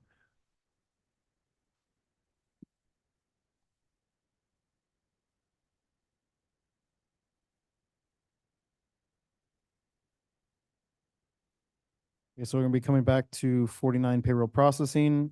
Any other questions in 49? No. 51 office supplies. Chris, I see we're over budget on that one. Is that gonna be enough for next year, or do we need to increase that? No, we had additional expenses, paper, toner and ink. And there were a couple other, I can't remember off the top of my head. We should be fine with the 6,500. They were one-offs. Any other All right. questions? Because it's coming in, it'll come in, if it tracks evenly, it's going to come in double the budget. So that one worried me too. Okay, but if you're cool with it, I'm fine. Moving on, The next one has the same thing, same kind of even bigger discrepancy. E2 general supplies. Yeah. What is operating supplies? Goes into this code. Oh. Operating supplies. I don't have that. Have the general ledger for the other departments, but not this one. I'm sorry, Paul, I didn't hear that. Sorry, no, I don't have the breakdown of that line item. Of what 52 is? I was Right. asking what is operating supplies for 16,000? Yep. Can we find out, Looks can we leave it there for this time and Yeah, I'll find have out. a note for it.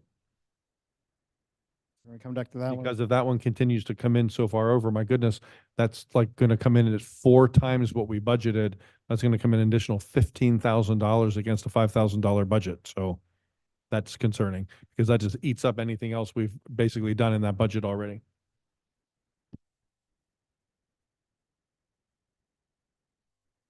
We're gonna get some more information on that one. Moving on to 54. Any questions on 54? I do not. To it. No questions on 54? Okay. 55, education and training. All right. I don't have any questions. Paul, you don't need any more training? Good, you're there to 0. Or do you, I pay or for do you it, you teach don't. the training? We pay for it. You don't have to. I know, I'm teasing. What this is, when you say education and training, this does not include in any way code, right? That would be on code budget. It's on code. Okay. So this will be for the clerk, the manager, and when you mean staff, who else could get any additional? Admin assistants. Yeah, some of them, we were getting them training on other duties and responsibilities. Piece of knowledge of what was. And since you are gonna have a hopefully new one coming in, is this enough? This will cover for a new person coming in with all the checks that needs to be done on the department?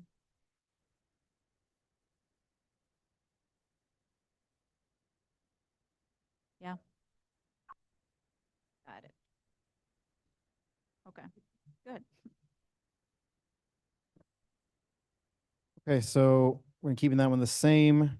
Moving on to 58. This is capital improvement plan. Most of that should be moved over to CIP, but if we have any questions on it?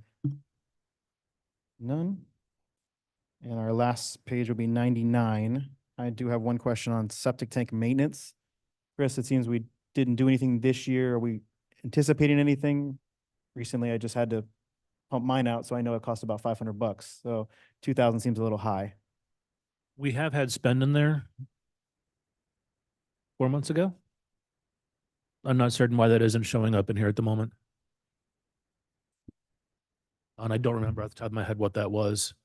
49012, the discretionary retention funds, $40,000. Chris, I thought I saw an email not too long ago that some of that was used, or was that after July 1st? No, we've already started using that. This is the not discretionary merit. I can't remember what we're calling it here. Commendation bonus. That was for all the people for the storm. Correct. Moving forward, any village employee that goes above and beyond can be nominated for a commendation. If the commission chooses to issue that commendation, that employee gets a bonus, and that comes out of this. That comes out of this. So, but it shows 0 year to date. Did that happen after July 1st this year? Yeah, that was that? just happened. We just sent those checks last week, so it's not going to show here yet. How much was the total for that?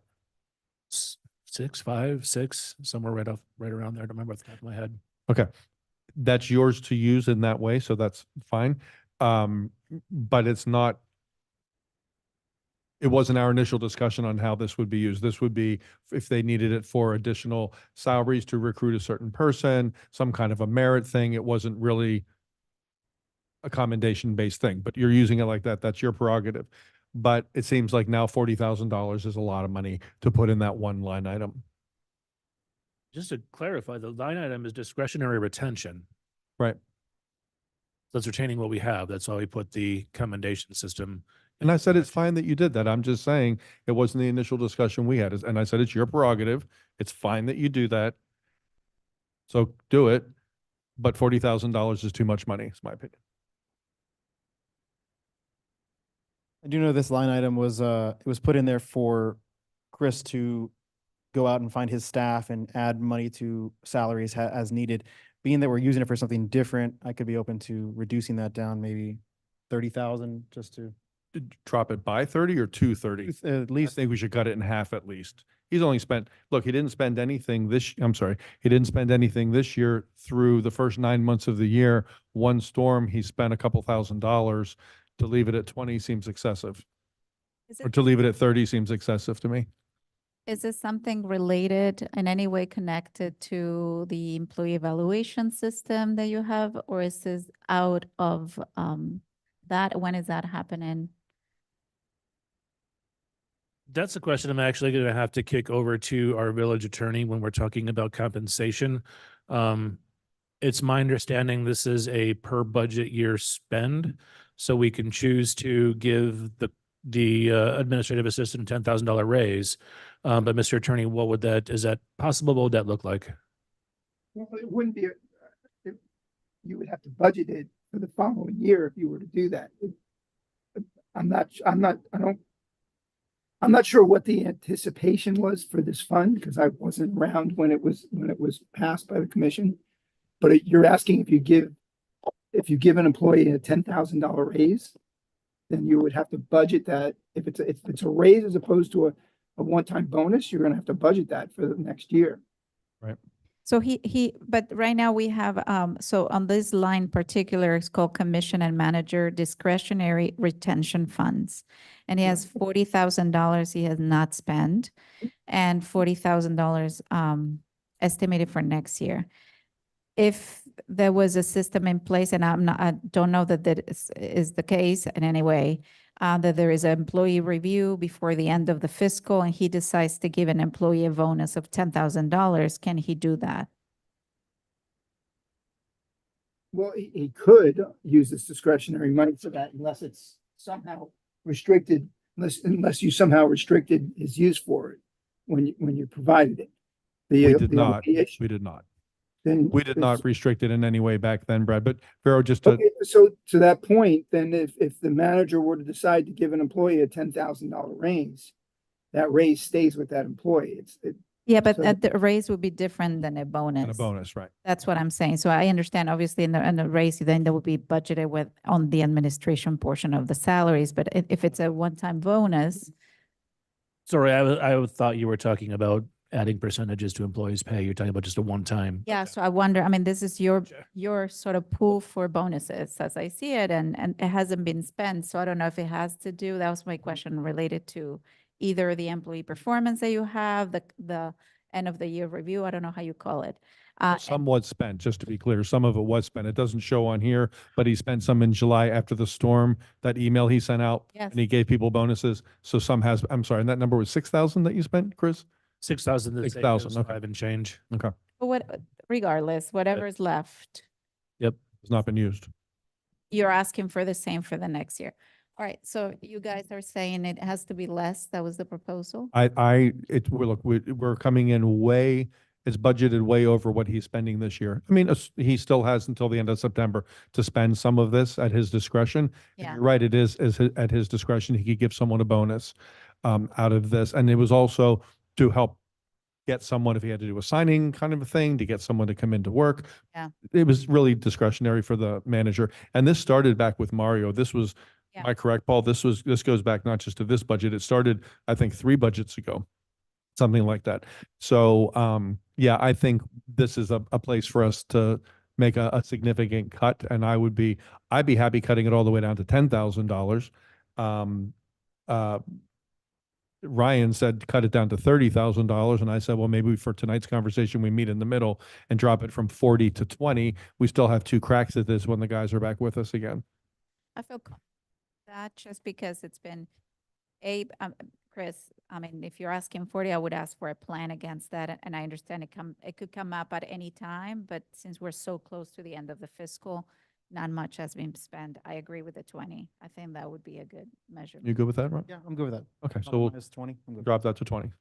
Okay, so does that close out this department? Think so, unless anybody has any questions for admin, that closes out admin. Drum roll, Brad, or Paul. 6,600, That's it? 66,000. Okay. Okay, so Wow. since we closed out admin and we have some newcomers to the meeting, open up public comment again. If you guys would like to address the commission, you're more than welcome to. Same 3 minutes, rules apply.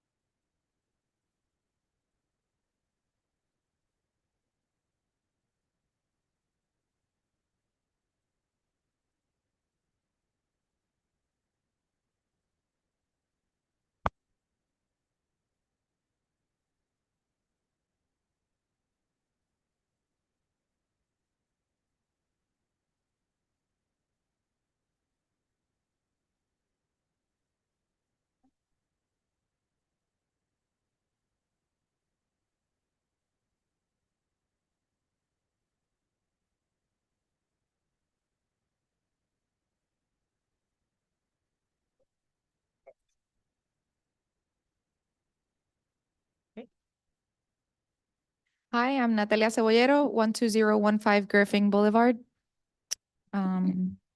I am here on behalf of the Arts and Culture Board.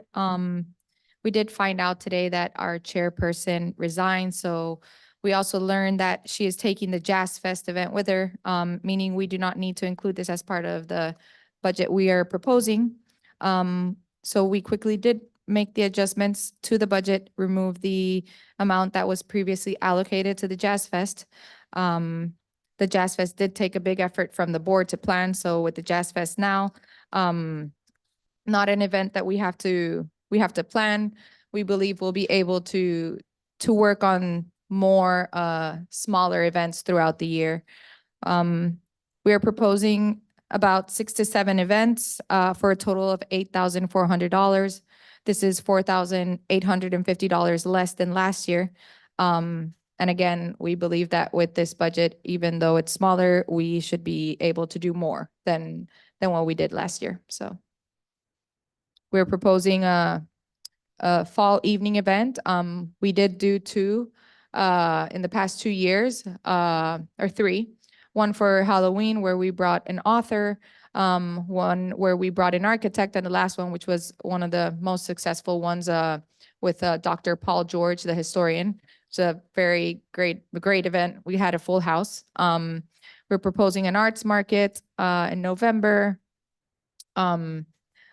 January Biscayne Park Artist Meet and Greet, another evening with, so we want to do that event twice the year. Earth Hour, which we have been doing every year for a while now, and a Summer Fest, which would be like the Mango Fest, but if, we don't have mangoes, we'll still have an event, so we'll do avocados or whatever we harvest at that time of the year. So, thank you. This is on the Parks and Rec. Can I respond to that?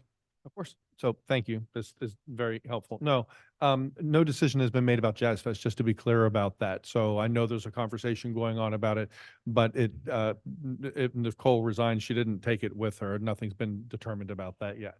Okay. Right, exactly. So, but you started by saying she took it with her, but that's, yeah, so, but we'll have a conversation about Jazz Fest, but, okay, so this is the first time seeing this, so this is kind of a cold look.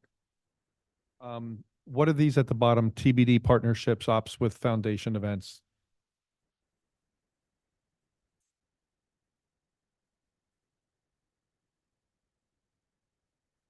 We have in previous times offered to collaborate with them in some of the events that they do. So we still want to leave that open and try to reach out to them to see if there are opportunities for us for the Arts and Culture Board to participate in some of the bigger events that they already put together. So you would, for example, during their farmers market, you would have a vegan food fest. Yeah, whether, like a small section where we could have different vegan vendors, whether it's food that we buy or have the village residents make, kind of like what we do with the Mango Fest. Yeah. Because some of these, like the Winter Fest is not a foundation event, that's a village event. Correct, Chris? That's a rec center event. That's in the rec center budget as a village event. Which one did you say? The Winter Fest, Santa Claus. Yeah, that's a village event. That's not a Okay. foundation event. And Okay. I don't know that the village would charge the arts board to participate in that if you wanted to Okay. participate. So again, I'm looking at this kind of cold. So this is not our last conversation about this. This is our second workshop, but then we have hearings that we actually set the hard numbers. So Yes. Okay. We just wanted to get into the budget yeah, meeting. no, I appreciate that. Yeah. Thank you. No, for sure. This is the right time to do it. So Yeah. this numbers that you have here that you provided us today are not reflected, obviously, in what we have, the ask budget, right? Well, I I think go, some of I them just kind couldn't- of are. full, like one by one that we have here. The numbers they just gave us they're not going to match up. So you said how much was, last year? It's about 4,850 less than last year. I think last year was 13,500. 16,400. Last year. Got it.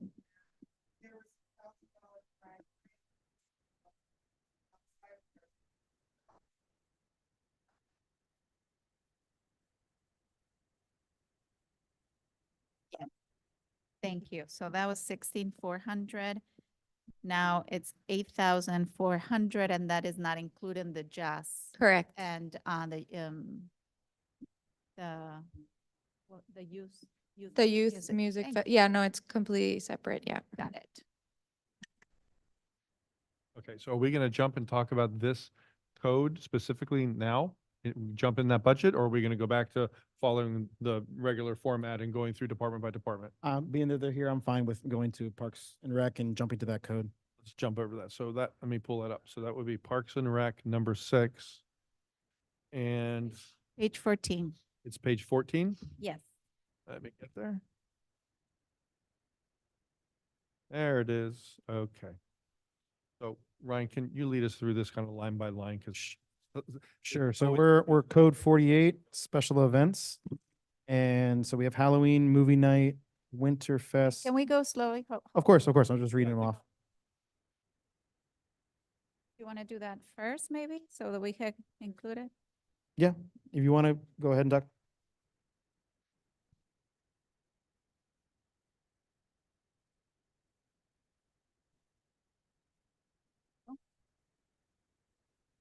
You may want to. I'm the finance director.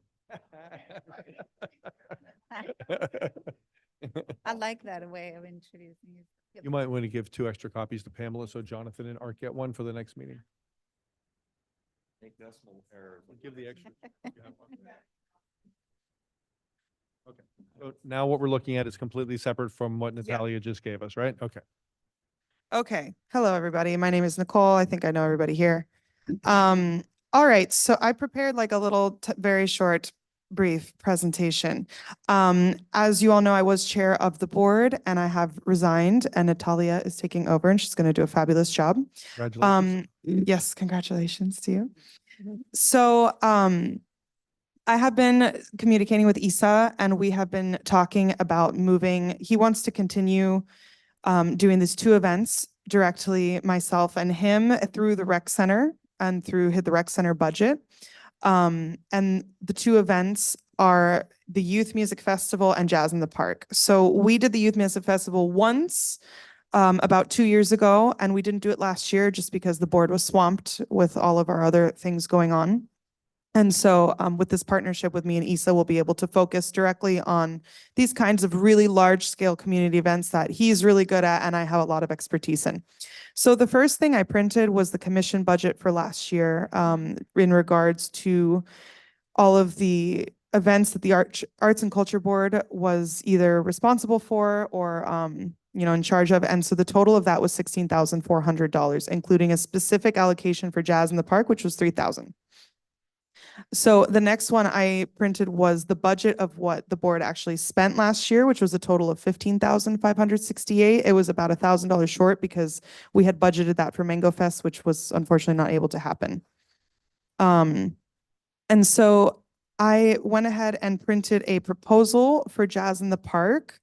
And I just wanted to go over this really quickly for those of you who have not attended the event. Jazz in the Park has put Biscayne Park on the map throughout its 3-year existence. This event is dedicated to the cultural and social enrichment of our community by sharing high-quality music in a family-friendly and free setting for all to enjoy. We've seen crowds of thousands of people coming from as far south as Kendall and as north as West Palm Beach. The vendors are all local businesses, primarily Biscayne Park and Miami Shores owned. The event ran for 4 hours last year, and the overwhelming response from residents was that it was over too soon and it should be extended for this year. There were 4 musical groups that performed last year, including several Grammy Award-winning artists with extensive clout throughout the South Florida jazz community, and the main expenditures of the event are entertainment and the stage needs. So last year, our previous budget for a 4-hour event, our total spend was $12,144.21. What I'm proposing for a budget for 2025, in which I would like to increase this event to longer, to potentially 6 hours. The total budget I'm asking for is $15,000. So that's less than a $3,000 increase. So that's the first event. And then the second one is the Youth Music Festival. And this is, Isa and I were planning on doing this fall.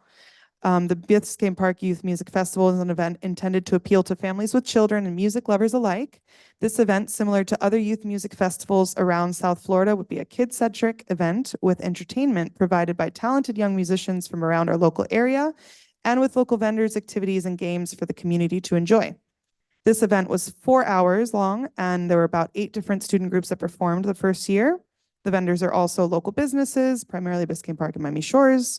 And the event this year will also feature kid-friendly activities such as cotton candy and ice cream, bounce houses, interactive musical workshops, and more. So the last time we did this event in 2023, the total budget and spend was $2,631. I'm proposing it to be increased to $3,000. So this is, about a $400 increase. I think that you all are aware that these events are incredibly valuable to our community. They really put Biscayne Park on the map. They're not something that is done in our immediate area here. And they're really fun, and both for the residents and for visitors alike. And I would love to see them continue, and hopefully with your ongoing financial support. And I'm open for any questions as well.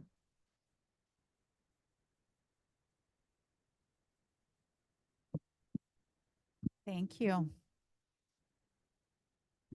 Thank you so much. The only question I have is, on our budget, we have I'm rounding it up to $6,000 was spent for Jazz in the Park, but you're saying here there was 12,000. So where was the other 6,000? Where did the other 6,000 come from? The other 6,000, well, the one I have printed for commission budget 23-24, which is the last copy I had, this is what I used when we budgeted for the events, is 3,000 for Jazz in the Park. And there's an $11,800 allotment to the Arts Board, and we pulled the rest of the funds from that allotment. It was over the entire Arts Board budget. Right? No, because I printed this for you. If you look, there's $3,000 for Jazz Festival, $600 for Earth Hour, $1,000 for Pride Parade, $11,800 for the Arts and Culture Board. However, all of the events from Jazz and Festival down, those were our purview that we were including in our budget because we were running those events as well. So you basically allocated everything in one big pool, and then from that took Mhm. whatever to the different Yeah. events. So we used the 3,000 for Jazz in the Park, and then for the remainder, we pulled just from our general budget. So this is an additional 18,000. How much, I'm sorry? 18,000, 3,000 and 15,000? Or is there some overlap from? Well, there would be a lot of overlap. So as the board just presented, they don't need the same amount of funds without these events. These were 2 huge events that were sucking up a lot of money. Although we only did Jazz in the Park last year. So they don't need as much funds. And then there were already funds there allocated as well. Okay, I'm still a little confused on the numbers from last year. Do you have So- this that I Yeah. printed? Yeah, So so it's 2024, and Yeah. what you presented is your changes to that, but they're Mhm. different. So they're different topics. So the Jazz in the Park, we show as 0 because it was pulled from the 11,800. No, it was pulled. There was an additional $3,000 set aside just for that. And then the remainder was pulled from the $11,000. I don't see the $3,000 for that. On this with the yellow highlighted, you have this one, right? Is there a way to show the budget on the Your screen? So we're all. Yeah, that's what I'm looking at right now, making sure I have the correct information here. Of course. It's Ryan's meeting. You can't speak until you get up to the microphone. Microphone. Thank you. Yeah, I'm looking.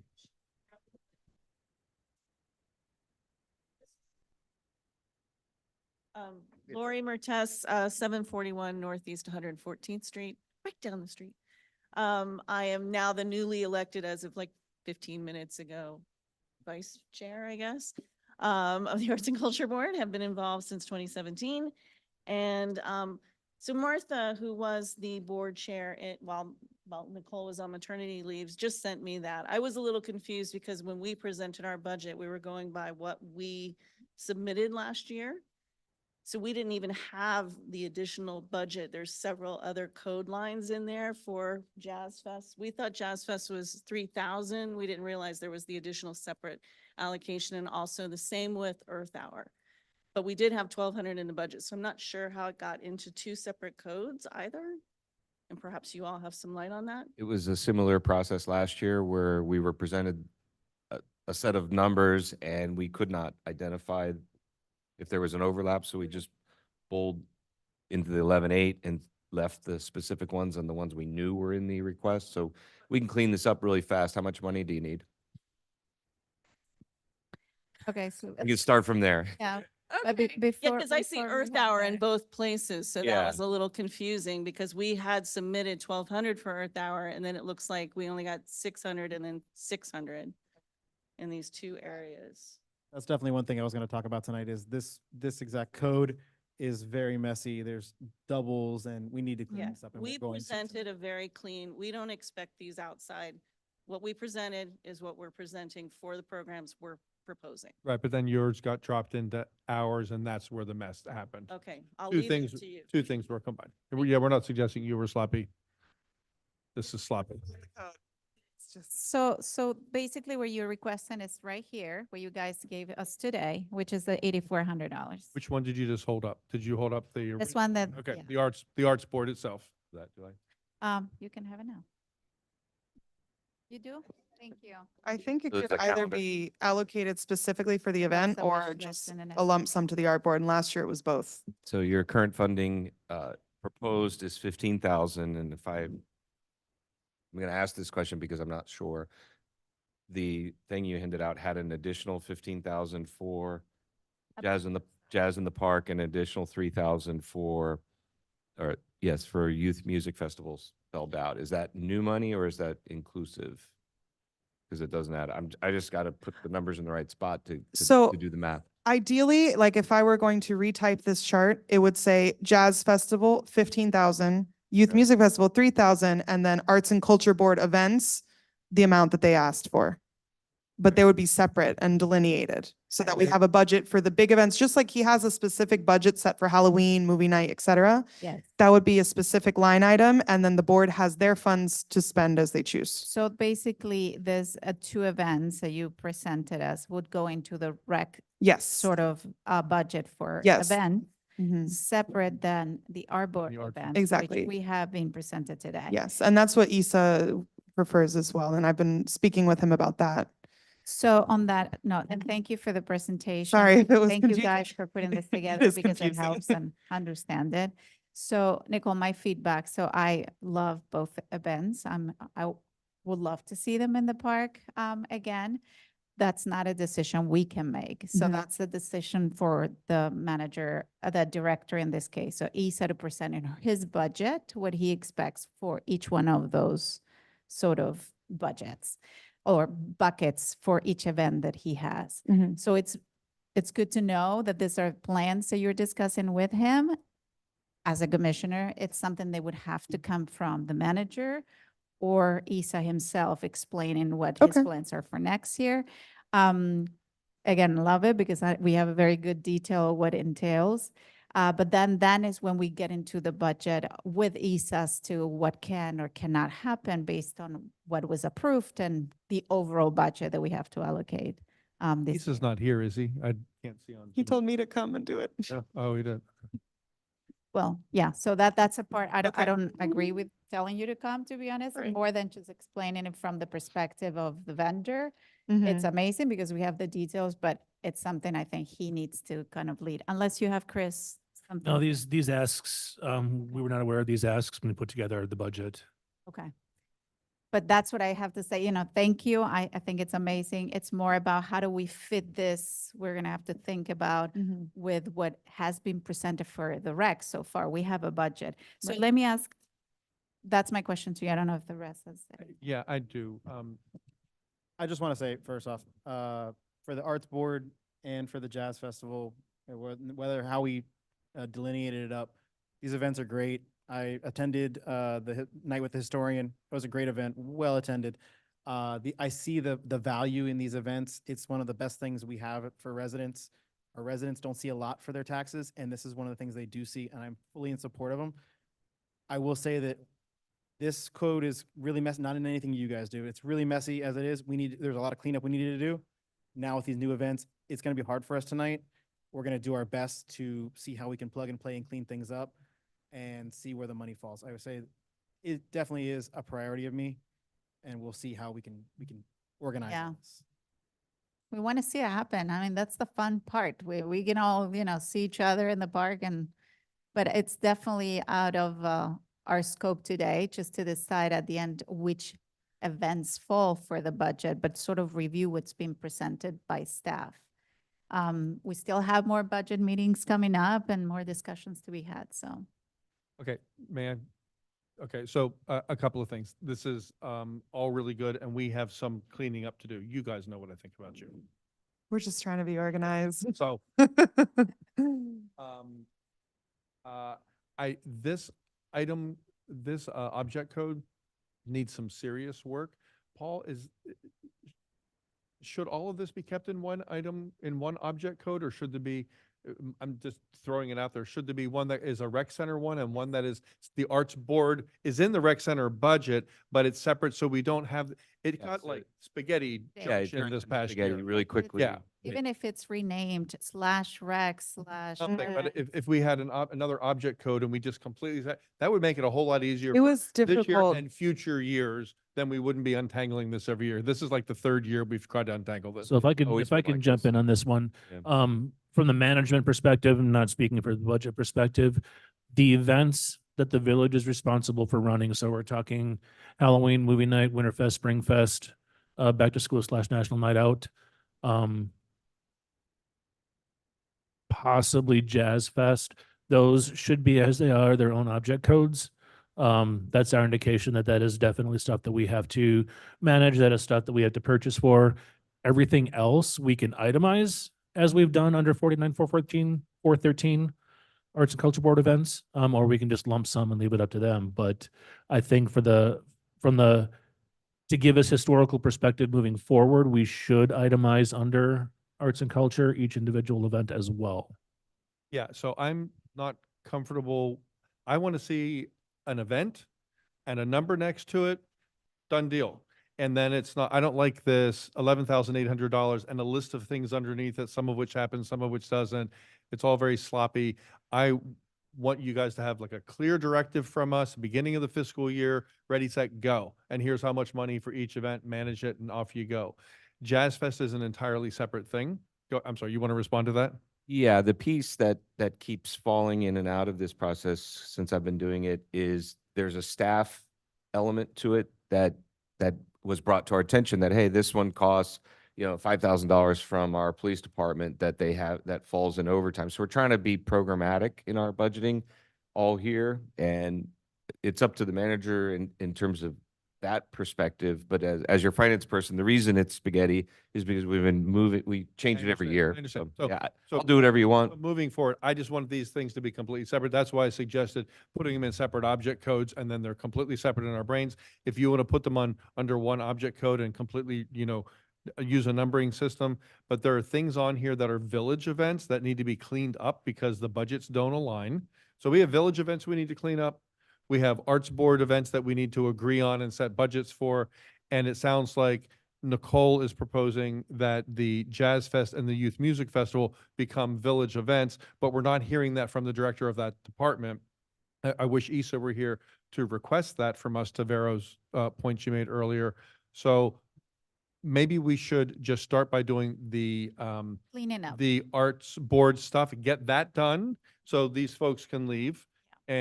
But we would prefer you to stay all night, actually. We'll be here until it's done. Okay. So now that's clear why there's 600 for Earth Hour, because we use this space and that's your staffing and, okay. yeah. Because we were putting some monies in our 11,400 in each of those events. Yep. For the staff at the Yep. rec So center. this for is example. it's very Yeah. helpful, but I think we need to do one thing at a time, and I think we should start with the arts board asks, because if they say we can pull these events off and here's how much money, why don't we go through that, untangle that, then we can set that aside and look at the rest of this object code, which is, our mess is bigger than theirs. You're not a mess at all. I'm fine. Sometimes, Ours is cheaper. and that's part of the charm of, So I'm fine with that. So we'll move over to the Arts and Culture Board. Currently, we have, for Arts and Culture Board, we have budgeted 11,800. They're asking 8,400, so it's a decrease there. So I was gonna ask, just so that we can start cleaning this up, Mhm. Maybe we start renaming. We had an evening with an architect. That is gonna be replaced.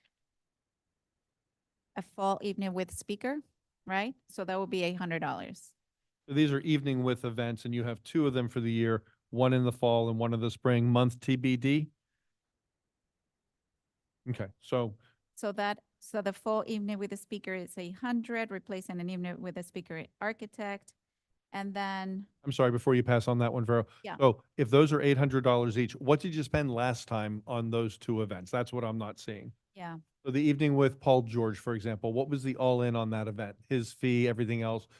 Are we charging them to rent the log cabin? uh,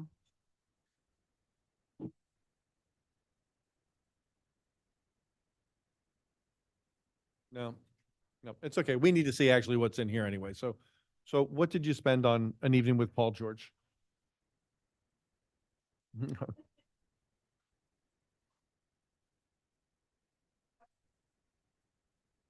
I need to know what was actually spent. Paul, do we know that? Working on it. I need to know the all-in amount for the event, because it was a speaker is one thing. I'm gonna guess there were other costs, expenses. Do we charge it for the log cabin, police presence of some kind? We waive that?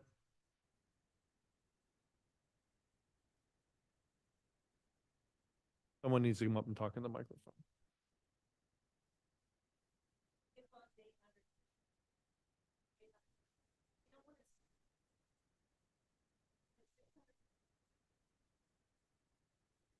And the $600 for a speaker fee, is that kind of a stand? Okay, one thing at a time. The speaker fee, $600, is that kind of standard for any speaker on any topic would be? Mm-hmm. so from 600 to 800, that's, 800 is all in. okay. Yeah.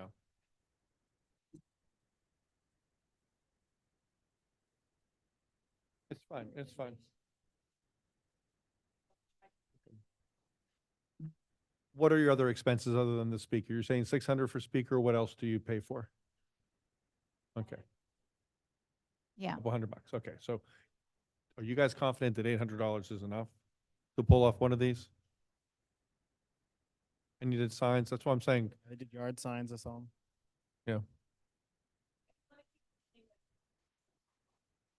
Yeah. Yep.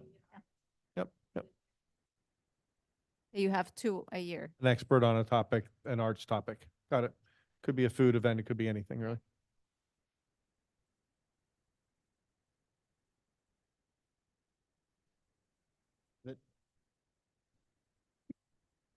The microphone not It's working? just about getting it, there are people at home listening, and people will listen in the future on YouTube, and they won't hear you.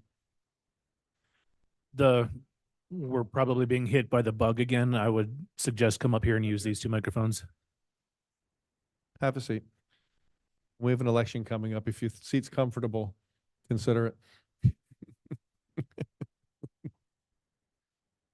So, besides the $600 we spent, for the speaker, Paul George, we spent about $200 in food and beverage, which was the wine, the charcuterie. And this past year, we did actually have to print, yard signs. And I don't think we added that here. Yeah. Okay. So we missed that. And the village is not charging you for use of this facility. The commission waived it for you guys. For the last one with Paul George, yes.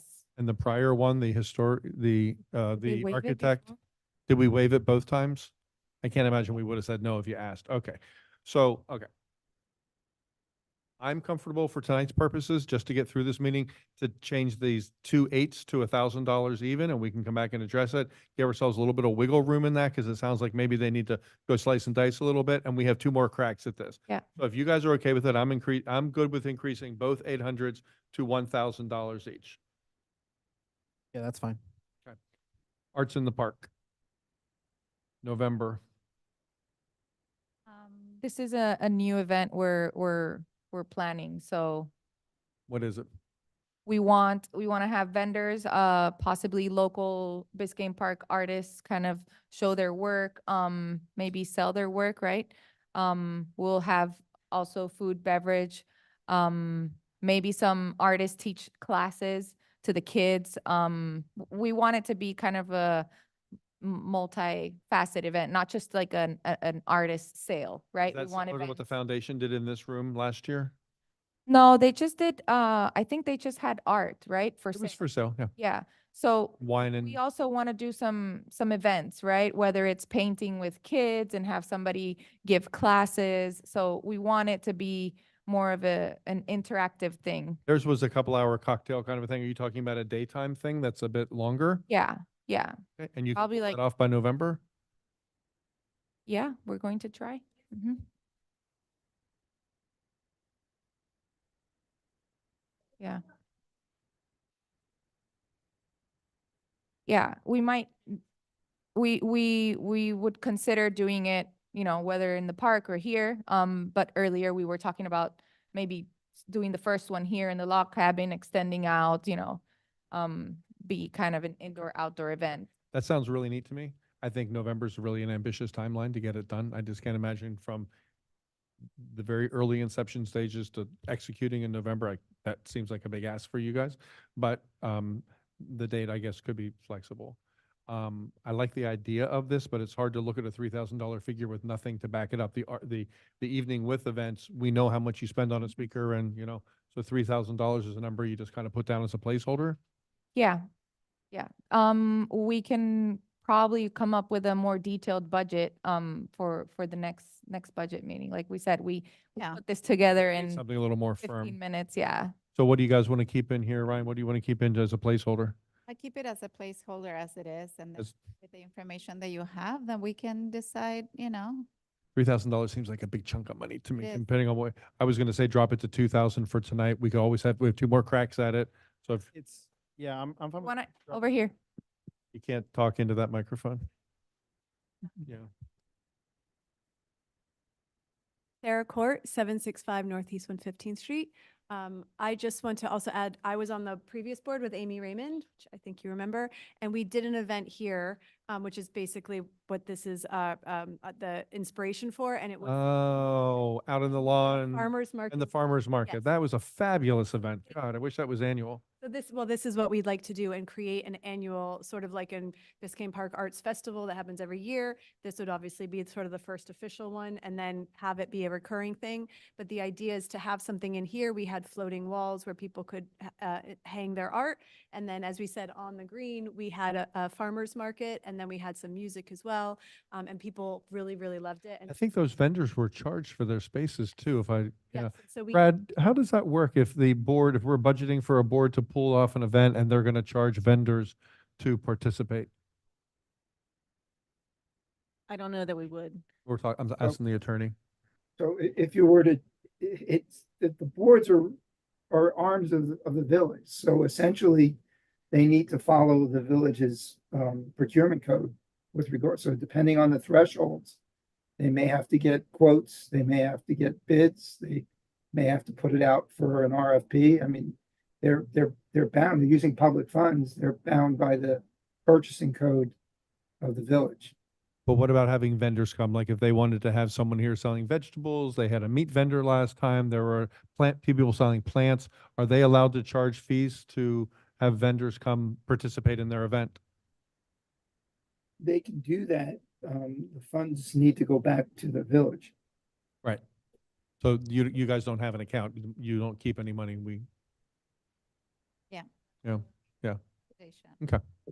Okay, very good. Okay. That's nice. Okay. Goes back into our budget. I'm good if we drop this to 2,000 for tonight, so I we'll was just gonna drop this to keep suggest moving on. to drop that to 2,000 and take the remainder. We were trying to stick to the 8,400 overall, and I do see that the 3 speaker events are lowballed. So if we could. Guys, do you agree on dropping this to 2? I'm fine with dropping it to 2. I mean, I see this is the largest number of all the events, so I'd like to see a little bit. I understand it's a new event. There's no historical data, but it's the largest event here. So see some more backup, see where we're going. And this is a process. We'll get there. But I'm fine with 2 to keep it as a placeholder. I see it sounds like a great event, and I'd like to see it happen. Yeah, it was a fabulous event when you guys did it last time. It really was one of my favorite things you've ever done. Vero, you good with 2? Yeah, I was For gonna tonight. put it at 3, but at the end of the day, it's placeholder, so we'll hear more from you guys on that. And then there's I'm sorry, Ryan, go ahead. If I can, sorry, jump in real quick. Mr. Attorney, just a quick question for you. We don't have, so I'm looking at charging vendors to set up during these events. We don't currently have any sort of permit or fee for that. Would that be done by Reso by the commission? Talking about to have vendors come in and charge them for the space. Yeah, Yeah, I mean, the way I've seen it done, it's done by agreement. But yes, the agreement would have to be approved by the commission via Reso. The other way you can do it is you have the vendors come in, you don't charge them for the space, and I've seen agreements where basically in exchange for the use of the space, they give you a percentage of their proceeds. okay, thank you. I mean, for an event in the village our size, there's not a percentage of proceeds isn't going to make a dent in anything for us. So it's really about creating an event for the residents. Yeah. Okay. So what's the next on the So list? January, Biscayne Park Artist Meet and Greet, $500. How is that different from an evening with? Well, it doesn't have to be in the evening. It could be during the day. No, I think it's a similar event, but maybe also making it a bit more interactive. We have both Sarah and Lori who know a lot of local artists. So we're going to begin to try to make the effort to get these people to come speak, and it is a similar event. So, but we want to make it a little more interactive. So maybe it's more of a teaching event rather than just a lecture. So you have that budgeted for, well, you budgeted the others for 8 and this one for 500. Do you think that one should be significantly less? It sounds like pretty much, that's why I said it sounds like an evening with, should it be the same budgeted amount for now? I think, do you want to make it 1,000 like the other ones, or?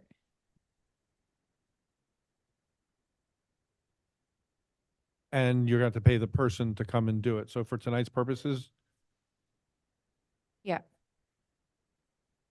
It's not a lecture. I understand. For We tonight's hope that- purposes, should we increase that to $1,000 and get this done? Fine. It sounds much like the other event. So we're moving on. We did spring event with the speaker. We increased them to 1,000. March Earth Hour at the Log Cabin, $1,200. So this is an event we all know. We have the string band come, turn the lights out, and we do serve some wine and some food. So we That did event increase pulls the in- size of the band, so we have Oh, to really? pay. Last year, I missed last year. Yeah. I was out of town. there were two more instruments, I believe. Mhm. That event attracts people who I will tell you, I knew most of the people here that don't come to many other village events at all. And I love something that brings people out that don't engage in the things at the rec center and that are for maybe younger people, family things, that brought out people that don't show up for things. I love that about Earth Hour. I'd like it to be less than $1,200. I'd love it even more for 1,000. That's the question I had about it. It was budgeted 600 this year. What did you guys spend on Earth Hour this fiscal?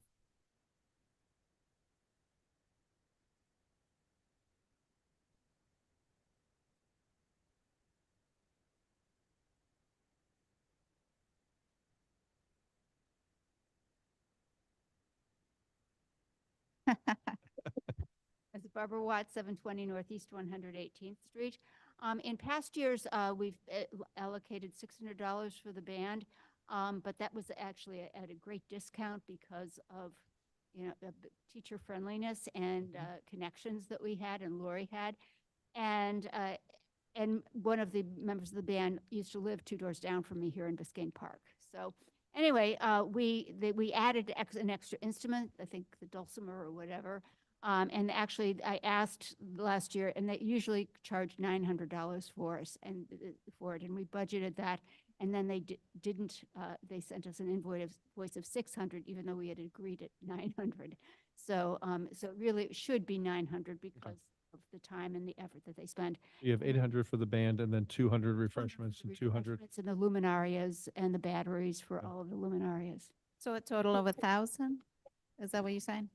It's also- 12 now, but I think we should change for tonight's purposes to get that to 1,000 and try to keep you guys at, for these smaller events, keep them at $1,000 on pop. And last year, the board decided to change the sign, so we incurred another extra $300 or so in cost for new signs. It's recycle and repurpose. I agree. I voted against it, but I'm only one person on the board. So anyway. That's cool with $1,000? Yeah, I'm fine with that. Moving on, we got June Summer Fest, $1,500.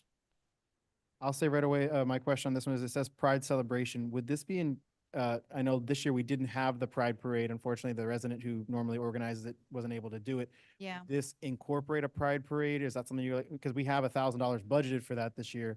It could be a Can I- savings can I- where we could move that into, combine that into one possibly.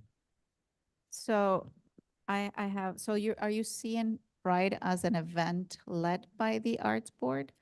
Well, Because I spoke to the person that was organizing it before, and Isa had worked this out before, so, Isa's very aware already of the logistics that need to be and all of that, and she felt very comfortable, that the rec would take ownership, and as I do as well, in terms of that becomes more of a village sort of sponsored event that happens all the time. The budget that she estimated it had spent was $2,000. So just for the Pride event. So that's why I wanted to put it out there, because you're asking. But that's not in our budget. So you're saying she spoke to Isa? I knew she was going to talk to Isa about it, but they only asked for $1,000 in the budget. She told me what she thought she spent. I don't know. Again, I'm following the recommendation of the staff. Was what they need.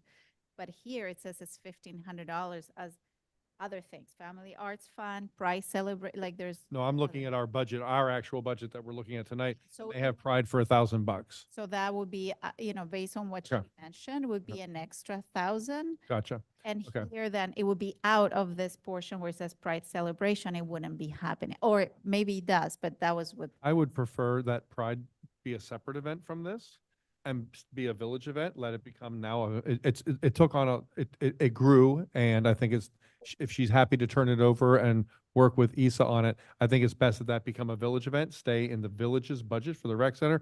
And you guys put together some kind of a summer fest that is really more wrapped around what was the Mango Fest idea that could still incorporate, it, but to scratch out the Pride from that and let it be its own summer event. Yeah, and it was never meant to be a parade. But we had public comment before at previous meetings where people had asked us, since we were doing an event in June, to be more inclusive and somehow embrace Pride into an existing event. So that was really a nod to that sort of Got it. tropical Got it. community and a summer fest, because we don't do Harvest Fest, as we Yeah. all know. So Summer Fest was more about celebrating. Got it. and can that be something maybe even combined? In a way, there is this event that ends up at the rec. The and bake then sale there is- tends to be a dead end when the food is gone. It's like, Exactly. so that's why we added the steel pan, just a very simple, we already have the arts and crafts around Yeah. kids.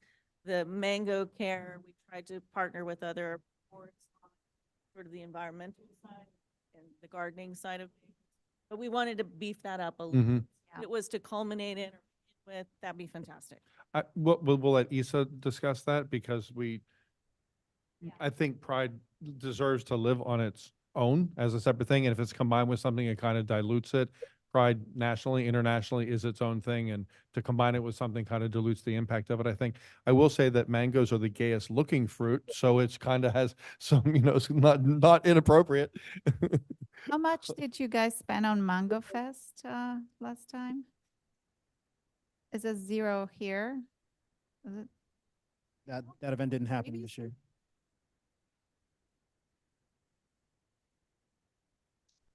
You said that, okay.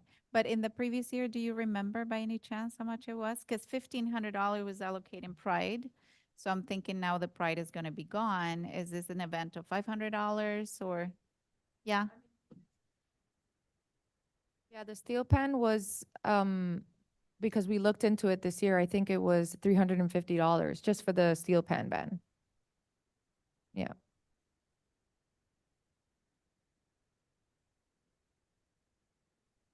So like 600 for the band. Tablecloths and, yes, and we do, yeah. Because you didn't get it. Yeah, so Should we Is- keep? Well, it at it's also 1,000? because it's limited to sort of mango recipes. I think people feel a little constrained, so maybe it just becomes like an enormous village-wide bake sale kind of a thing, and if you use mangoes, great, and That if would be not, very nice. yeah, I like Sorry? that. I like that idea. yeah. yeah, so we need new signage, we need money to be able to buy baked goods, which we've never really bought. And then, Then you would sell those and you'd make money and it would go back into the Return. foundation. correct. So then when the money goes into the foundation, I should know this, and I'm just gonna claim ignorance here. Let's say they sell all these, we give them $1,500, they buy a bunch of baked goods and they sell it and the money goes in the foundation. Is the money in the foundation earmarked for arts, Brad, for arts future use? Yes, it So is. how much does the foundation have in its coffers right now for arts purchase? I think Nicole told us $3,600. And where is that money accounted for in here? Because it's not a retirement plan. It's to be fed back in. It's to be forced. It's not. So if there's $3,000 in there, that's money is to come back into the board and be spent for the betterment of the village. So, yeah, so how do we account for that, Paul? Question. Yeah, I was gonna say Paul. Yeah, I'm not sure exactly.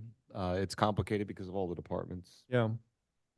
Or are we also want to confirm, right? The history was with Amy Raymond, the previous chair, she was holding that aside for future park benches.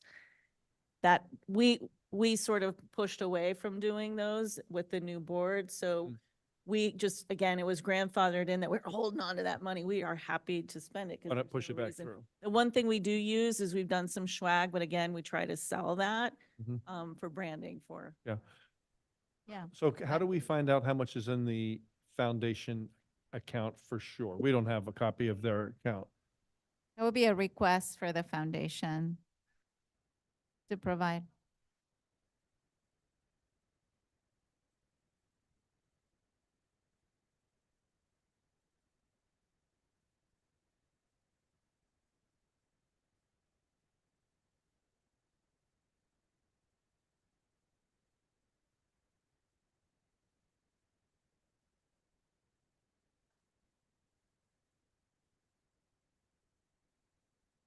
Okay, I just sent him an email to confirm it. So that 3,000 you have sitting, it was for 2023?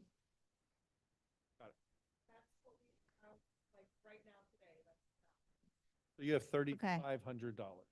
But my question is, was that money since the beginning of the fiscal that hasn't been used? No, it's been used. It's been from previous years even.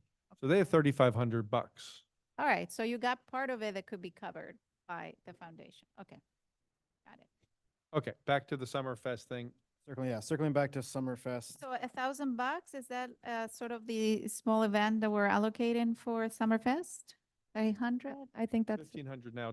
Are you suggesting drop it to 1,000?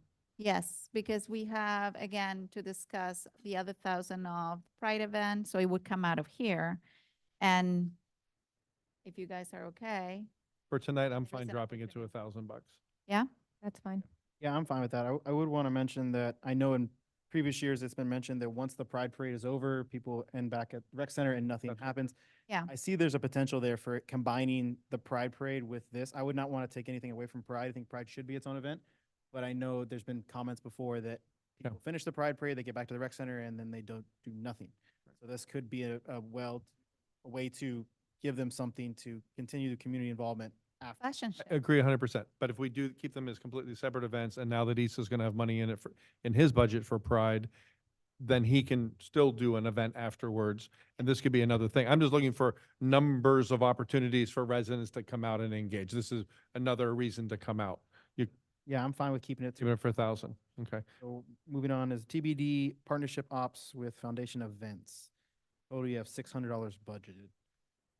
You know, I think for tonight's purposes, I'd be happy just to scratch that portion of it altogether because it's not really fleshed out yet, especially knowing you guys have $3,500 in your account that you have, you could spend it at your discretion.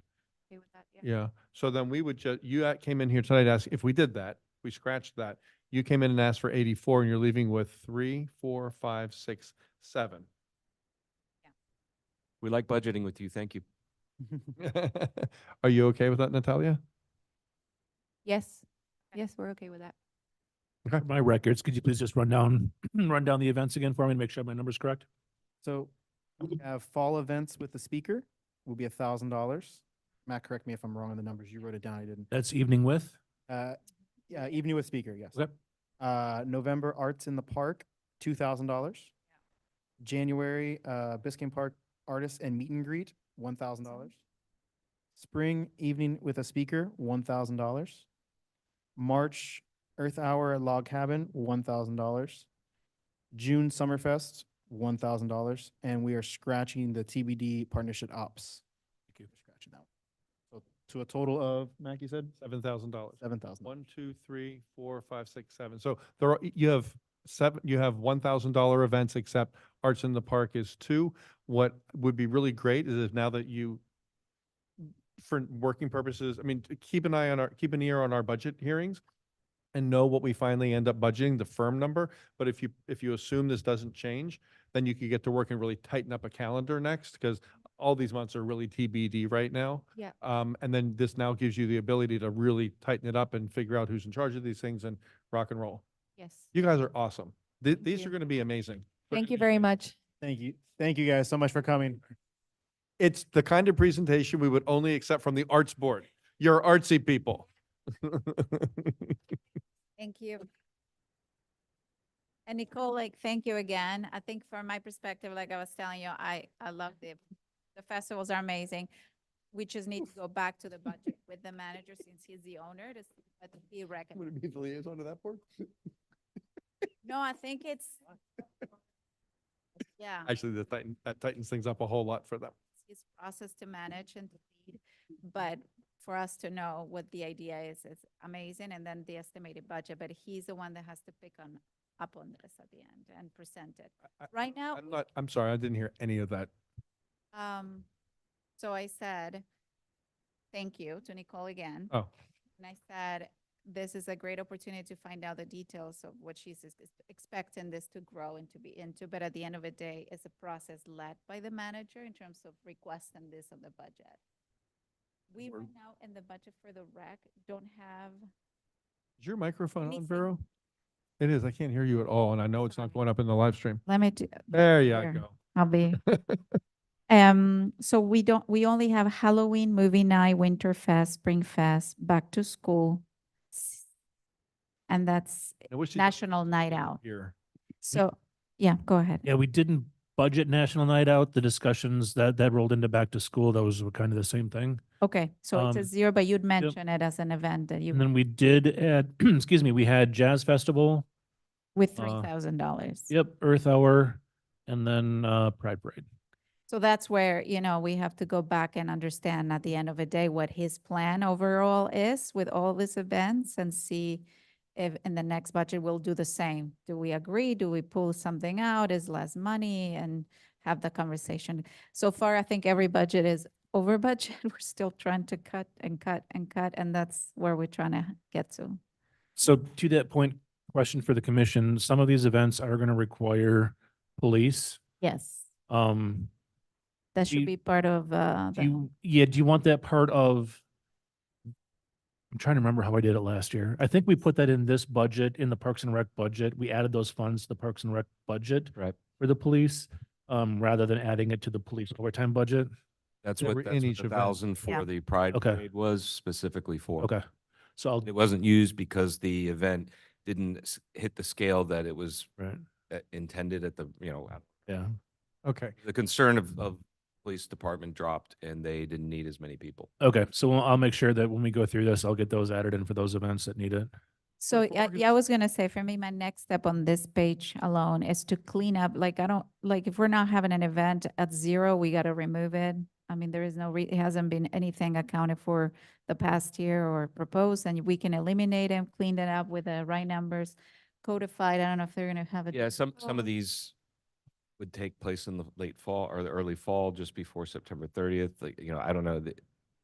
Or Yeah, they but were I'm saying canceled, what- like whatever the case may be, there was an intent to hold them. No senior services, I can tell you, we never No, did. No, Time. No, I mean, I see, capsule. you mean all zeros. Yeah, so we can eliminate and clean up all the ones that are zeros. And then my sort of a nightmare trying to understand this was who's the rec, who's arts, is there anything else that we need to split clearly? but we just untangled some of that. Yes, and then now we have a very much clearer sort of, So I want to make understanding sure I of understand this. correctly for the record that the now 7,000 supplants the 11, Correct. yes, 300 or 400. Correct. yeah. So here, may I make a suggestion? This page needs to be cleaned up. We have in our heads untangled a lot of it, but this page is Yeah. still a mess. Trying to, So what I would like to see is, just for starters, if you move down to the bottom where it says Arts and Culture Board events, if that's going to stay on this object code, give it its own number like it is.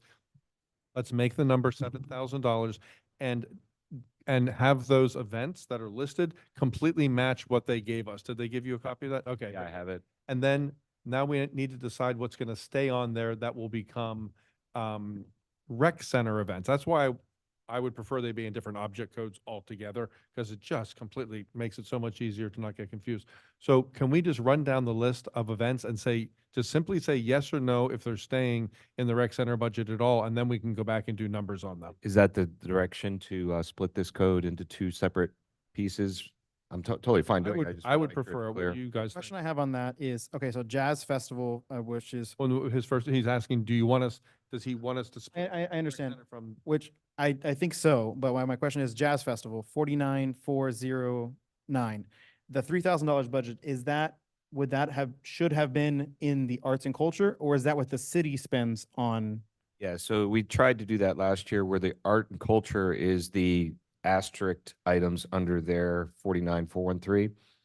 And the numbers above on the right of those are were the corresponding costs of the village. So I think which be the best thing is in special events, what the city spends on these events, because there could be some costs for arts and culture events that show up under special events. And then arts and culture gets its own code. And then if, years later, the Parks and Parkways decides to start hosting events, they would get a code, the foundation would get it, and we grow it that way. Because if someone comes to this code and they say, hey, why is Jazz Festival getting 3,000, but then they're also down here again, it gets confusing. well, it won't be on there twice. Now, when we do this cleanup, it'll only be on there once under the rec center budget. But if there's some cost to arts and culture boards, They won't look at both pages to know what it costs, right? You'd want What do them you mean? together. It's not an arts and culture event for it anymore, so there wouldn't be any cost for them, for our Jazz Fest. so like for example, the Spring Fest that's Yeah. hosted at the rec center, if that's what happens, there could be a city cost for police or things like Yeah. that. Administration. So I think there should be a code just for the city's cost and then a separate code for what the budget, for the board's budget for that. But then you're gonna, if we separate them, then you're gonna have it in two places. You're gonna have one event in two different It just places. keeps, You could have let's say you moved, let's just for argument's sake, say you made a new object code for arts and culture, and you had listed on there Summerfest. It could be, let's say it's object code 50. 50.1 is the Summerfest, and 50.2 could be village costs for Summerfest, and you could have them next to each other. Yeah, essentially a married type of. So you code. that's fine, keep as them long as all we, we have accounting to see what Yeah, I like boards are that. paying and Yeah. what we are paying. so we- Otherwise, Yeah, because the process is when a bill comes in, it gets coded, right? So, and these are dollars out. They don't give us invoices. We give them the flat amount of the money. Another question I have is for these board events, do we have any process of asking them for, I'm not in any way thinking that there's money going missing, but to help us track historically and what they're spending, is there any way we could ask for a ledger or an accounting of it? Yeah. They spend, so that way we can look and say, hey, evening of last year cost this, real world, this is what we have, our expenditures, because they submitted something. Whether it's accurate or not, at least we have some documentation for these events as we go down history, because it seems like these events they're loved and they're going to continue. And we should continually track this on a spreadsheet. So that way next year we can say, hey, what was it? We don't remember. Well, we can look at the ledger and see what the ledger says. Makes sense. I don't know that there's ever been anything like that in the past. It was sort of on a voluntary, It's very cash. yeah. To that point, this past year, we've required receipts for everything, so that we can start tracking all of that. Paul, then would it be, I'm assuming it wouldn't be an issue to, run a report by object code to see what the spend is? Right. Okay, Yeah, our part's easy. okay, What happens here is we just write a check for 11,000. yeah, It goes for an event, but it doesn't really say what it was for. okay, Let me noodle that with Sharon. yeah. What she recommends, but I'll come up with something. Okay, so did we decide, I got a little tangled up there myself. Did we decide to move arts and culture to a separate object code to keep these I'm fine with that as long as we village have, events, arts and culture, and village associated costs with their events would go on their object code, so we Yeah. can see them side by side. So their events, we see the total budget, total spend, whether it's ours or theirs. I'm fine with that, as long as we get proper accounting so we can Exactly. track this over history. So let's go down and decide what's village events and we can start knocking things out and prioritize things. So obviously Halloween, that's one of our most attended events. Yep. I see we were over budget, 55. Do we want to keep that at 3,000? Do we think that's where we're gonna come in at? We're under budgeted. Yeah, we're under, excuse me, under budget. We went over budget. Can I make a comment on that? So first, why are we over budgets? Why did we spend more than we budgeted for? Or why do we not budget enough for it? No, and I mean, I love the Halloween event. It's amazing. It was crowded this time around. Like, I've never seen it like this. It used to have a smaller feel of more of a control feel in terms of the crowds. And I think it's been so amazing. You know, this is a free event for people to come and enjoy. Well, we had mechanical like games and I mean, it was a lot. It's almost like a fair. So I'm putting it out there. And again, it's obviously over the budget.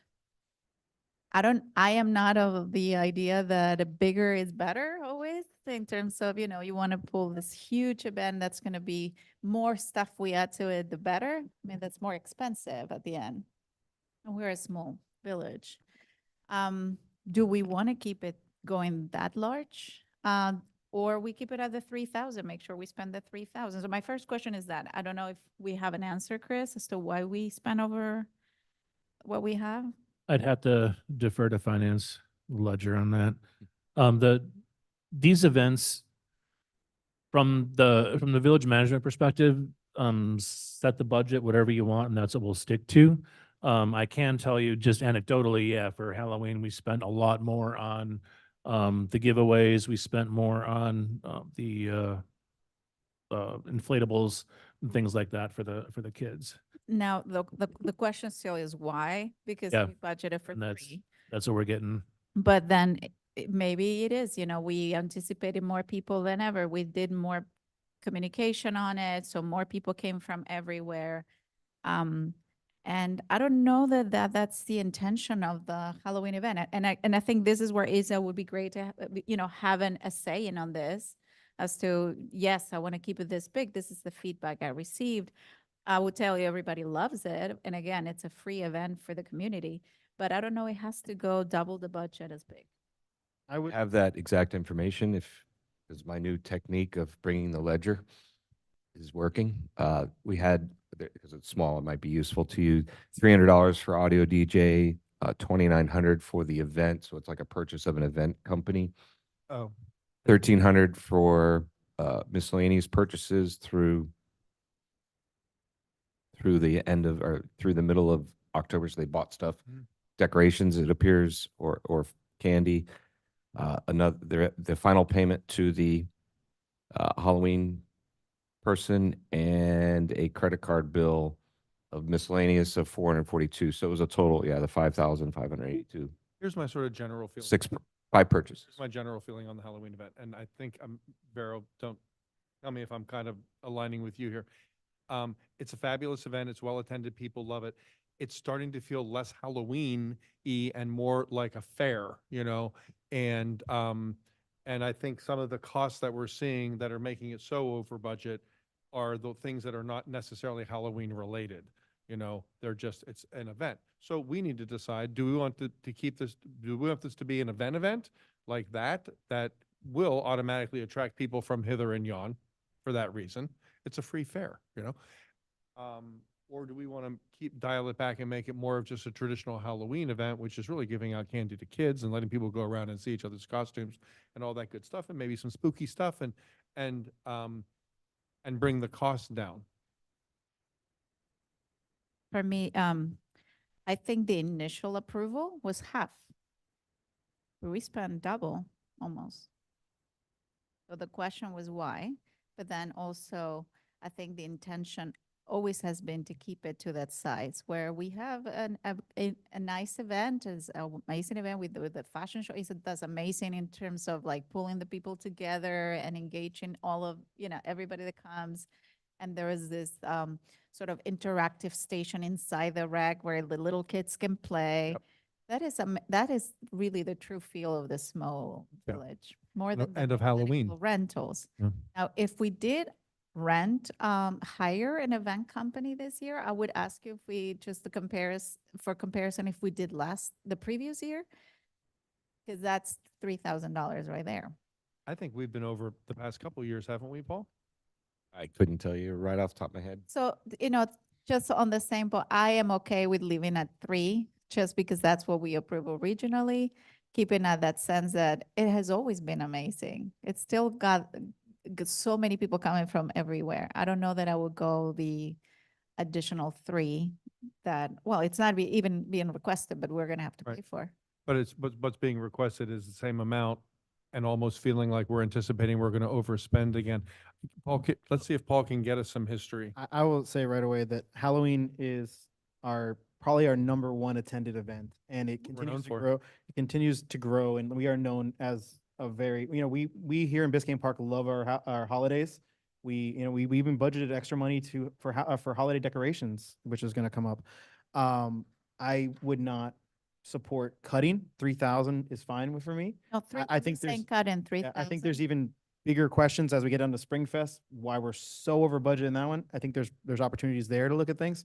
But Halloween, even if we reduce the price, you're still going to get the influx of people. And to me, it becomes a safety issue. If you have that many people and nothing for them to do. Yeah. They're, to me, I Yeah, think I- 3,000 at minimum, if not. 1,000, Right, what I'm not saying is, suggesting to not cut suggesting to it. cut it, we're saying it doesn't, Yeah. we're overspending. So if we're going to continue to want that to be that, then we just need to budget for it appropriately. We Yeah. can't come in an event almost twice the budget. It's what she's saying, and what I'm agreeing, I think we Yeah. all are agreeing from different angles, is if the event's going to happen, then we need to budget $6,000 for it, not $3,000, knowing we're going to overspend. Let's just, okay, it's going to be a $6,000 event, put it down on paper. Let's go. And if it's becoming as big as to need an event company, then that again is the feeling, do we want to go there? Like that's what now becomes the event of the year. And I think we are Budget due for for a it. lot of stuff, not just the Halloween. And Halloween has become huge. I mean, if obviously this is a center for families and kids, and they Yeah. come from North. You ask around, they come from all over the Come place. from all over. Yeah, the- I'm okay Paul- with the 3,000. I just was wondering why they Well, over. Paul, what's our history here on this event? Yeah, I don't know past years. I don't have that in front of me, but I can tell you the 2 biggest expenses were supplies that were purchased directly and the event company. That was $4,000 right there. If we, Pull up last year's budget and we'll see what it was the previous year. I can't pull up, these are subcategories within the budget. We can only pull up events of prior, Saying like is the that whole, pull up the whole budget from last year, pull up this form from last year, and we'll see what we spent Yeah. the year before. I don't have that with me. I didn't bring that. So for the next meeting, if you can have that breakdown. Yeah, I'll make a note. I mean, that would be normally if this were a topic, the department head would have a report Yeah. prepared of what he wants. So, Back in the day, now that you said the word department head, it wasn't that many years ago during budget, when the night that the department would be discussed, the department head was always here, and they presented their budget, and they were here so we could ask them questions, and they had the institutional knowledge, and I wish we could get back to that practice, Chris. It's very helpful. We're here discussing Issa's budget, and he's not here. Okay, so Halloween. I'm Ian? going to interrupt there for 1 second. The difference, just for you to consider and visualize, the difference is going to be with the event company, the rides and inflatables and stuff. If you choose to stay at 3,000, those go. If you choose to increase, then we can keep them. That's just something to consider. So if we need to make a decision tonight, and it's not final because we have two more of these things to go through. Do we want to budget for a smaller Halloween event and we have three options? Keep $3,000 and say, Issa, it's a $3,000 Halloween event and you can't do all the rides and it's a smaller event for Biscayne Park. That's one option. Another option is to budget it the way it is. No, we're going to blow the budget. I don't like that, you know. And the third option is put down $6,000 and say, Issa, throw your party. Yeah, no, and that's a part that I don't feel comfortable with. So what of those three options, Vera, which one are you? I want to move forward with what was presented, which is 3,000, but I also have question as to why we doubled the budget, because I wouldn't want that to happen again this year. Right, but he's saying that Chris just said half of that was that company that brought the rides and everything. So Well, it doesn't matter, because at the end of the day, what we're looking at today, presented by staff, is a request of 3,000. So I'm okay approving the 3,000. but I'm And- not okay with them overspending it by That double. shouldn't happen anyhow. That's what I'm saying. But No, that's- but I want to know why we got there, but for today's purposes, I'm okay with approving the 3,000 that was requested and keep it as we normally do. If that means not hiring an event company or that's part of the staff decision to do. I get it. But then what we're really saying is we'll budget for 3,000 and we know we're going to blow the budget. I'm not cool with that. So To give some context, I pulled up fiscal 2023, we spent $5,311. So we're right about the same we were the year before. we keep blowing this budget. So And why do we then budget not enough? To contrast, Springfest, we spent 3,500 last year, we spent 10,000 this year. So we way blew the budget on Springfest. I am comfortable for tonight increasing Halloween from 3 to 5 and get it to be something that we know we're going to spend. I mean, we can't kind of we can't be Pollyannas here, but we have two more cracks at this. But I would like Issa to be here for the next conversation about this to explain to us what's going on and see if we have other options and if it can be what it is and cheaper or somewhere that meets in the medium, that meets in the middle. I just don't, if we budget for 3 and say he has to stay within 3 and the event dramatically changes, we are going to have an uproar in our hands from a lot of residents. Yeah, Yeah. and also I think, just to understand, Paul, so is Isa given a budget and he sort of spends it as his wish? I see 29,000 year to And date. I can give you a perspective on it. Okay. From the years I've been around, it was always very fluid. Okay, He would put the money in there, but as people would help him get the events together, he would adjust with the volunteer groups and Okay. events would change quite dramatically the from year to buckets year. will move from Yeah, one and end to the other. He'd always stay generally within his budget. And Yeah, it's a question for I him. can't speak for this year. I don't remember what he was doing, this time last year with This year, Halloween, but Halloween's over budget, movie night's over budget, Winterfest is over budget. and there's some of, Everybody- I think there's a little bit of hangover from COVID where all of his events were stopped for more than a year. And so they were coming back, and at what level were they coming back? And a lot of that decision-making happened kind of abruptly in the last 12 months. Having him here would be very helpful for this conversation. Yeah. Okay, so Halloween, I'm proposing increasing it to 5. I definitely think 5,000, hearing what the manager said about how we would have to cut to alter the event, I'm not comfortable with that. I think 5,000 gets us in the average and keeps us average, same event year out year. Low, but at least for tonight's conversation. Closer. Yeah, I just don't want us to be blowing the budget and doing it knowingly. Well, we have two more cracks at it. We have two more conversations. Yeah. No, and I understand why you're saying it. Why in concept this is the reason why. First, because this is an exercise from staff to direct. This is not for us to be deciding what we think it should be. It's for the director of the department to come together with an idea and a process as to how much money he needs. If for 2 years in a row we've been spending over budget, that's also on us for not catching it and understanding why. And today, I think it's more than 2 years in a row. so if it's $5,000, is this being copy pasted every year?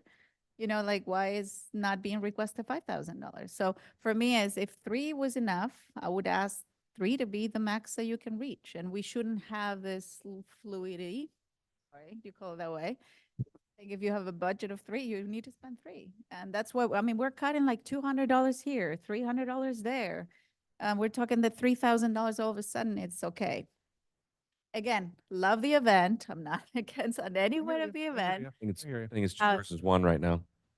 What's that? Yeah, and I lost that. I will agree with you that we need more context, and for things like this, having department heads here for every budget, but especially for this, for having Issa here would really help. We're flying blind. And just to put it on record again, last year when we had our postmortem on the budget, I requested that for all these things, we would have several years worth of history, and we don't. So again, it's really hard to have this conversation when we say, well, we budgeted 3,000 this year, but we spent $5,500. What happened? No one's here to tell us, number one. And what happened last year? We don't know. Ryan just went online and found it, and now we know 1 year's history, and we don't know going back any farther than that, to Vero's point. So it's hard to do our job here tonight when we don't have the people and the information. And But the I'm other, looking at that number, and we can't continue to just blow this thing out of the water, put down $5,000. We have 2 more cracks at it, get Issa here with some information and say, there it is. and just to close on on the point of process, the reason why I think it's important, if we approve what's been spent and overspent, then what's the reason we're doing this? Exactly. Exactly. You understand what I'm saying? Oh, absolutely. So, Why do we go through this process knowing we're going to blow this line out of the water? And there's other ones coming up. Yeah, bigger. all right, Okay. so we agree next, we'll keep it, you guys want to put it at 5 and we'll have a conversation. Yep. So moving on, movie night, we have, I'm just gonna go these line by line. I think we're gonna have a conversation about each one, but if you guys don't, you wanna skip over one, we can. Movie night, we budgeted, $1,200, spent 14. And just for historical context, last year we budgeted 1,200, we spent 800. So we're right about the range of that one. I'm happy keeping that at 12, but if Issa can be here for the next one, and again, give us context for all of these things in his budget, that would be very helpful. I'm fine with keeping that one. I think we're on track with Vero, you're good? with that? Movie night, keep it at 12 until we get more info. Winterfest. We budgeted 2,500 and year-to-date 36. Historically, the year before, we were at budgeted 25. We were at 44 the year before. We keep blowing that one too. That's also a very big event. That's also another signature event for this village is the A well-loved event with Santa Claus going through the streets with a police parade. I think whole that's parade is a big deal. Yeah. that's an important one. I would, I'd be comfortable increasing that to like $3,500 for tonight, because it's kind of splits the difference what you just told us we overspent for previous years. And I would keep it as is. I'm just being consistent with the process.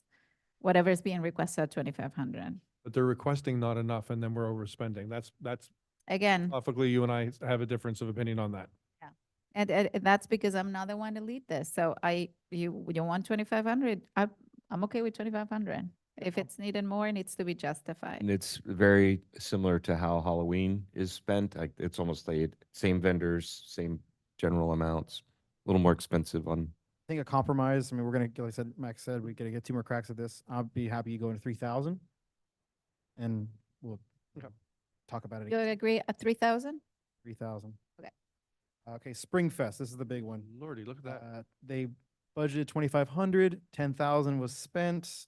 The year before, Spring Fest, 3,500 was spent, same was budgeted. So it's a $7,000 a year increase. What happened? Can I ask a question on this? So, Paul, so as finance, are there red flags to say you're over budget? Like, at what point this is a conversation of like, we have a lot of, you're pacing at 50% of your budget by February. I'm saying, I mean, from a finance perspective, Yeah. we take a much higher view in terms of each department or each general category. This is very granular. Yeah. For finance to be involved in it would typically be the department head and the manager who would have that discussion. But we would provide the background, and I would tell you, Springfest, I'm suspecting what's happening and what has happened. I'll give a quick commercial for you guys.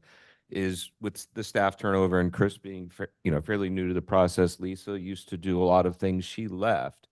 So a lot of this split out, I'm noticing the credit card bill assigned to Springfest is $8,000, $8,300. That seems like there's probably more in there, and somebody would have to go through that. And item by item recode a single credit card bill item by item, and it may not have been done. Like, that's just an estimate, because it's very likely, that there was no staff that did that. Back, Are you saying of this $10,000 in particular, or you just giving? well, there were three expenses two expenses for Springfest, the equipment company Fun Express, which is almost, used in all of them. It was $2,000, and a credit card fee or expense tied to this account of $8,336. That catches my eye. Jog my memory, maybe Vero or Matt could jog my, is this the spring market, the foundation hosted, or which event is this? This is the Easter egg, what we Oh, don't call Easter. This is Easter. event. Okay, how did we Should spend? we $10,000? call it Easter egg? I mean, they No, might have we don't. bought that That's many what we eggs. call I it don't know. They Springfest. don't have the history. It's the Easter egg event. You have an idea, Chris, what might have been bought? And so there is no. An Easter egg hunt or something, I assume? Yeah, we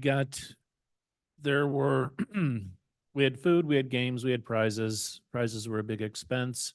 The Easter eggs themselves. I'm trying to recall just anecdotally, I know there was something else going on around that time. I don't remember if we had to repair equipment or get we had to do something additional that we had to put on the credit card. So that does explain the overage. I just can't remember off the top of my head what that was. So that jives with what Paul was saying with the miscode. Is that normally how it works, that the vendors would be paid with a credit card, expenses will I be? don't think taken? so. No, the vendor's paid by check, and the supplies are purchased by staff. It would appear by ISA, would be my first guess. And I don't have the credit card bill with me, but we can look at it. So it seems like it's a coding error, and It might be, it may not be. Might be Maybe the including that. prices We were don't know because we don't have the information in Sure. front of us, and we don't have a department head here to help us understand this. So Yeah. we're having an in theory conversation. Very frustrating. My goodness, it's how long it take to get through this one page. if you take it back to the year before, we spent 3,500, so I'd be comfortable keeping it the same, moving it to 3,000. See what Mac wants to think about that. What was it last year? 3,500 last year. So keep it at the same? 3,500? No, what was the actual currently- spend last year? Currently What was budgeted at 2,500. We spent 3,500 last year, so we were 1,000 over last the year. year before that, what did we spend? Oh, sorry. So last year we 10,000. The year before that, fiscal 2023, we were at The 3,500. current year, we spent 10,389. The Yeah. previous Correct. year, we spent $5,000, you're saying. And the year before that, we don't know. And what are you proposing we keep it at? I'd say either keep it the same, move it to 3,000. Maybe we compromise, Um, Like 3,000. we're really flying blind on this one. We are. On this one, I'd rather keep it at 25 and try to get some more information for the next hearing. Yep, 25. 25. So the next item we have is back to school, which I think is a combo with National Night Out, if I'm correct. I think that should be called National Night. If you're going to call it back to school, then can we do a / National Night Out? If we call it back to school, we're going to be confused next year. Where's National Night Out? Because we always do National Night Out. So So, so that's a good point. Are we Happy to add that. sure that, so next year there won't be a back to school? Because that's where it's budgeted for. Versus this year that we had the National Night Out. right, it's the same event. And you'll see it listed in two places. In one place, back to school, there's $4,000. Yeah. National Night Out, there's 0. That's what I'm So, saying. yeah. This year, it was National Night Out. It wasn't back to school. Right? Right.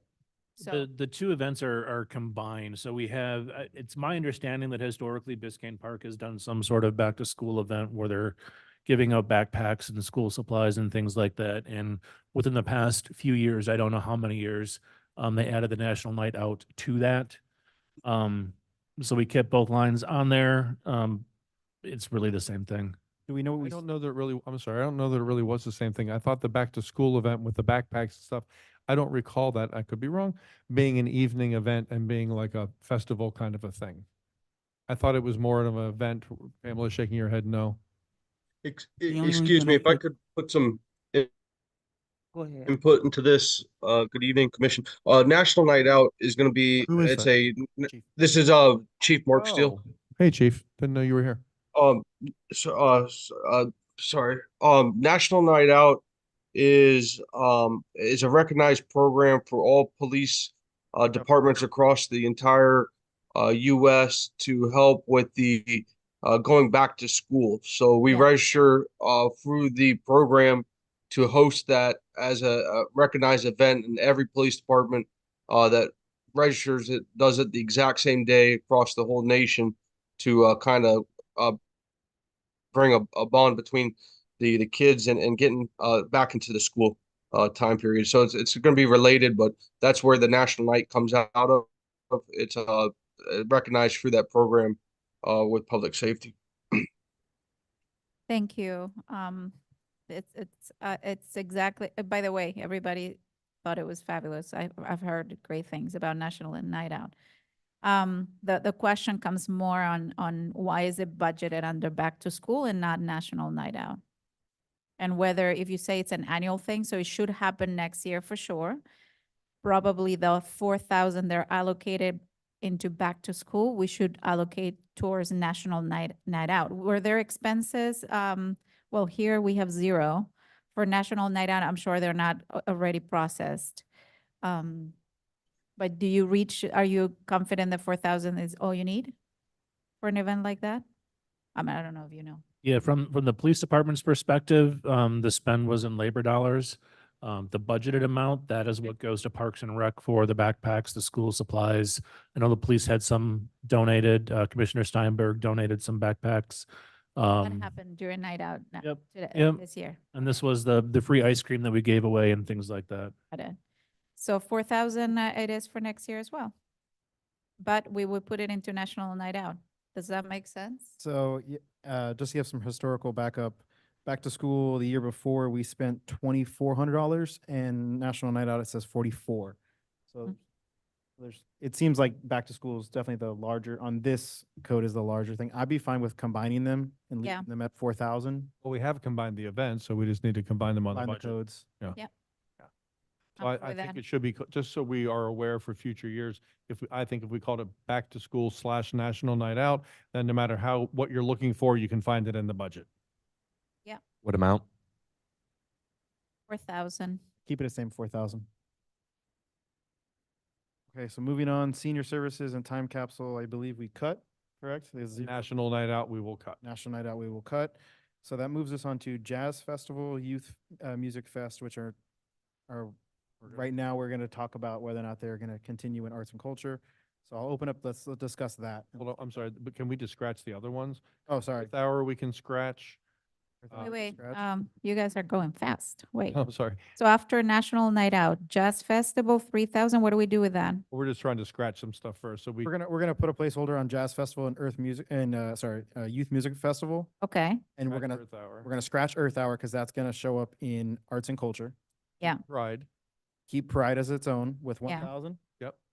with, That- Well, we didn't come up with an amount yet. But again, if I'm just coming from the organizer's own pocket money was around 2,000, I would just make sure to keep it at 2,000. We'd have to add $528 to that for the police. well, let's make it 2,000 and that won't be inclusive of police and we'll figure out. 'Cause Yeah. Now it becomes Issa's event and maybe he'll procure cheaper and all that good stuff. But we're going to keep jazz, we're going to keep Youth Music Festival, we're going to keep Pride, we're going to scratch Earth Hour, and then the Arts and Culture Board events will all be relisted per our previous conversation. So we just need to come up with amounts for Pride, Youth Music Festival, and jazz. I'm good with $2,000 for Pride, I'm fine with that. As long as they inclusive of police. think police can be covered under that, I'm fine with that. Same. Okay. Paul, I'm gonna turn this over to you for a second. We've been changing a lot of numbers. Could you give us a rundown as to where we are with what we've added up to what we currently have budgeted? Because we currently have 29.6. Are we, I lost track. I was trying to keep track of how much money we had left before we went over that amount. I think we are gonna go over, but I want to see what money we have left to work with so we know. Before we just got into this, we were at 58,000 reduced. So the net effect on our Friends Arts and Culture, did I include that? I think I did. I was really just talking about this code. Oh, I'm sorry. Yeah, that's what I So, thought you so meant. before we go outside of this code, we're moving money around, we know how much money we have left to work with. Okay. Let's see, you just increased Pride 1,000, you reduced Earth 600, and I was waiting to hear the final on the others. He wants to know, like, before we I think you want to know, before we discuss Jazz and Youth Music Festival, where do we stand on this code? Where do we stand? Because we have, before we started moving money around, we had 29,000. And now we've added 2,000 to Halloween. We've added some money here and there. So we need a Speaking of counting. calculator and add this up and do you want to do this? We can- Yeah, I just gave, yeah, okay, I follow what you're asking now. Then we are going to go back up and start we can add it up. So you're up 2,500 with the Halloween and the other adjustments. It was only $2,500 increase total. Yep. So now you're at reducing it 600 for the Earth because that was deleted. So you're at 1,400, or sorry, what was it? But we had a decrease in arts and culture because we have it at 11,800 No, and now it's 7. So there's, no, arts and culture was 11,800 yeah, it was. budget. Now Now it's 7, so there's a savings there. 4,800 bucks. And then 600 saving for Earth Hour, 3,000 for Jazz Festival. So Plus 1,000 for Pride. All right. I thought we were 15,000 for jazz? We didn't do Jazz yet. we haven't done that yet. That's what we're Okay. discussing. I'm just trying to get an accurate number Gotcha, as to okay. what we have left in this code. So I think it'd be an easier conversation if we know we have 10,000 left that we haven't moved money around. We don't, because I think we're going to go outside of this code. Gotcha, okay. We have a total number we had left.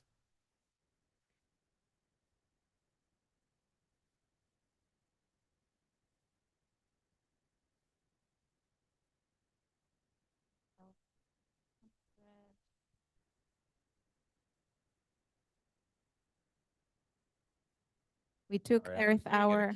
Cumulatively, I wasn't tracking the page by page. So Sorry to put you on the spot, Paul. yeah, that's all right.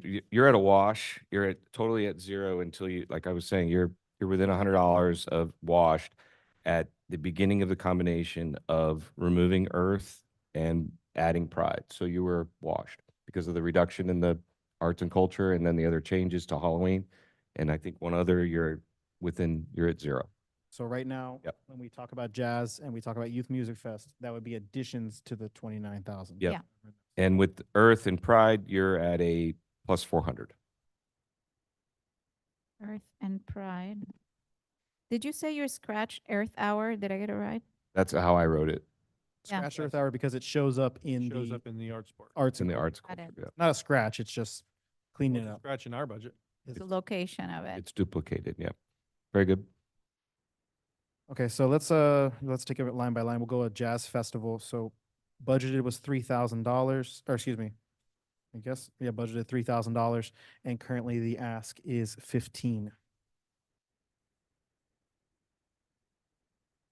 course.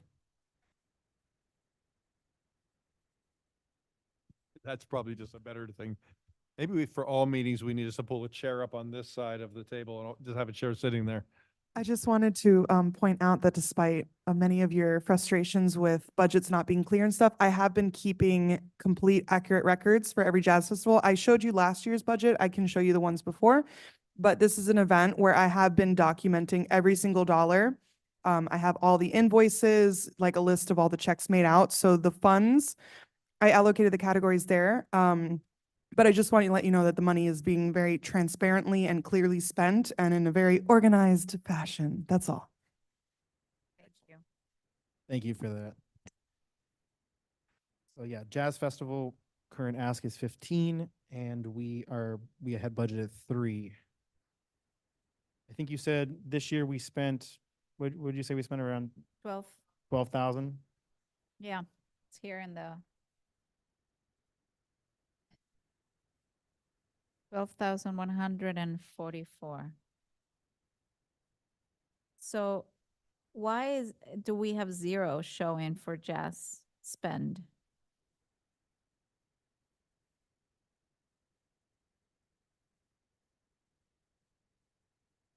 It looks like the jazz spend is showing up under 49,413 Jazz in the Park. I don't know why we're at 5950 rather than the full amount. Yeah.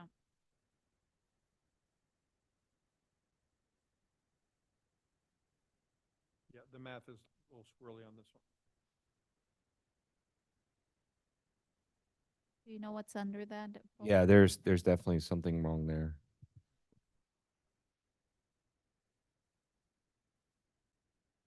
I have all of it also, yeah. So we're at 49.4. I'm just double checking I have the right code. 09. 49. We show 5,950 expended by the village. Which is, for what I see in the paperwork you just submitted, Nicole, just what was paid for musician staff.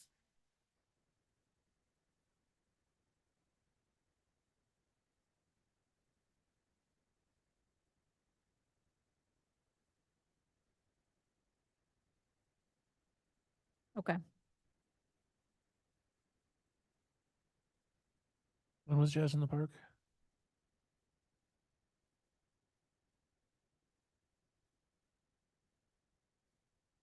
That's, I think, ringing a bell. That may be that overage in Springfest, Springfest. Yeah. that's what it looks like. Yeah. I That's it. betcha. That's the exact I'm not guaranteeing it, but that's ringing a bell.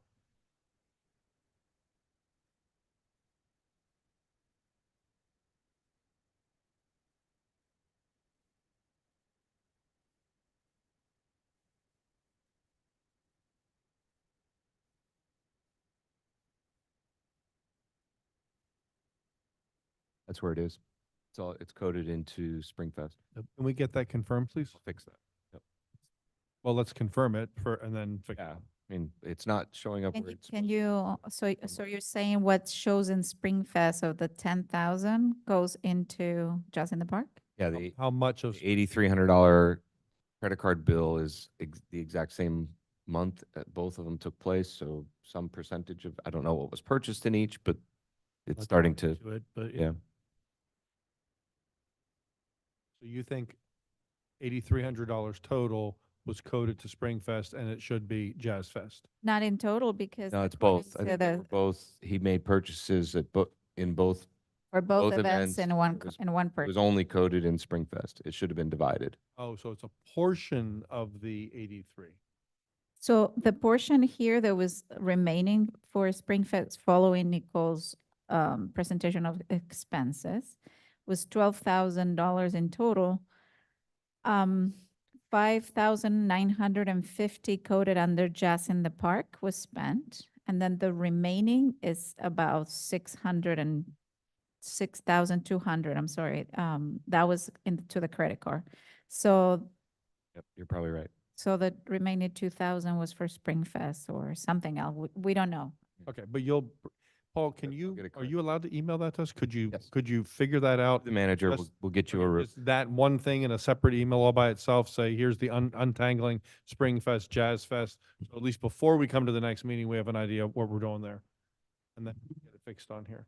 Okay, so, but let's assume that Vero's math is correct. Vero, what was that number? Oh, it's Nicole's. I'll blame her.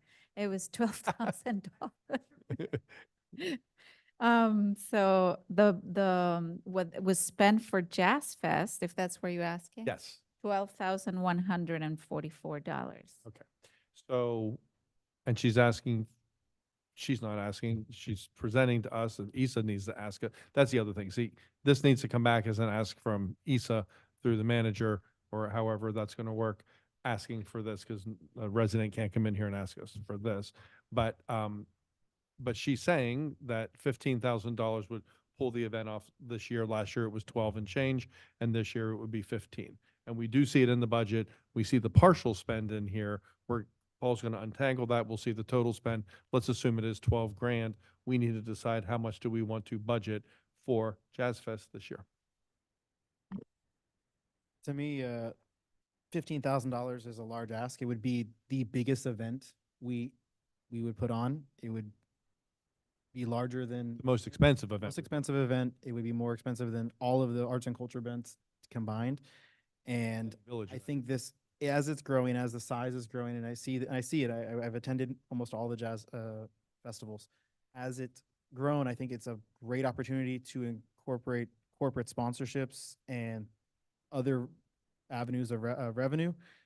To me, I think it's a large ask to add 15,000 to this budget, including that the next line item, we're asking for 3,000, so it's an $18,000 increase because we're already at status quo right now. I would be comfortable with keeping it the same budget we had for last year. Which is 12. 12,000. Yeah. And then we'll see where we're at once we unpack the, But we need to unpack all that we too. need to unpack that all as well, yes. So we want to, I'm totally fine with your suggestion for tonight. Same. I mean, we can go higher just because we're overspending everywhere. 12,000. So Oh, just, it's at 12,000. We just, And we're Thing is- taking that completely out of arts and culture and putting it solely in The rec, Parks and Rec. so it is 49,409 already, so it stays there solely, and the arts and culture stuff gets cleaned up separately. So moving on, the last item we have left is Youth Music Fests. We have no data on that one, but the ask is for $3,000. that is for which one? I'm sorry? Youth Music Fest. Yes. So there is a zero budget here. Sorry, the historical, I'm looking up again, was we spent 2,600 in 2023. So presented to us for adopted budget 2024 is zero. Spent up to June 30th, 2024 is zero. And forecasted for next year is zero. So again, how we forecast or projected to spend nothing and we have money, I don't understand. Again? Why we have zeros here, but we have spent, I It don't didn't- this understand. Didn't happen this fiscal year that we're in now. No, It was the year before. okay. Right, right. S- That's why we're not seeing it on here. Okay, That's why we're not seeing it on here. all right. It didn't happen. So that it was in an event that happened during fiscal 2024. 2020. It's not being presented either by the rec manager to be an item for 2025. So again, that's a discussion he has to come forward with to us and explain if he wants it in the budget. To me, I'm really not comfortable even talking much about this until we have a presentation from the village about, do they want it? How much will it cost? I mean, it sounds like a great event, but we need, it's not, there's no history here and there's no ask. You know, to me, being that the arts and culture is already thinking about doing something arts in the park in November, in conflict eventually with all these events, we're starting to run out of months in the year where we could schedule them all. I think that there could be a potential with combining this event with their event, and there could be some cost savings there. Again, without a presentation from Issa, what he thinks he's capable of pulling off in our schedule, I'm not comfortable with moving forward with that one. but why don't we, it's on here. And for tonight, I'm comfortable leaving zero in here and requesting that the village either officially say, yes, they want, I mean, they said officially they're not asking for money, but do they want it or not? Just to verify, is it something they're asking for or not? And then we can discuss it at the next hearing. But at least we know a price if we were to do it, and we have some history from prior years.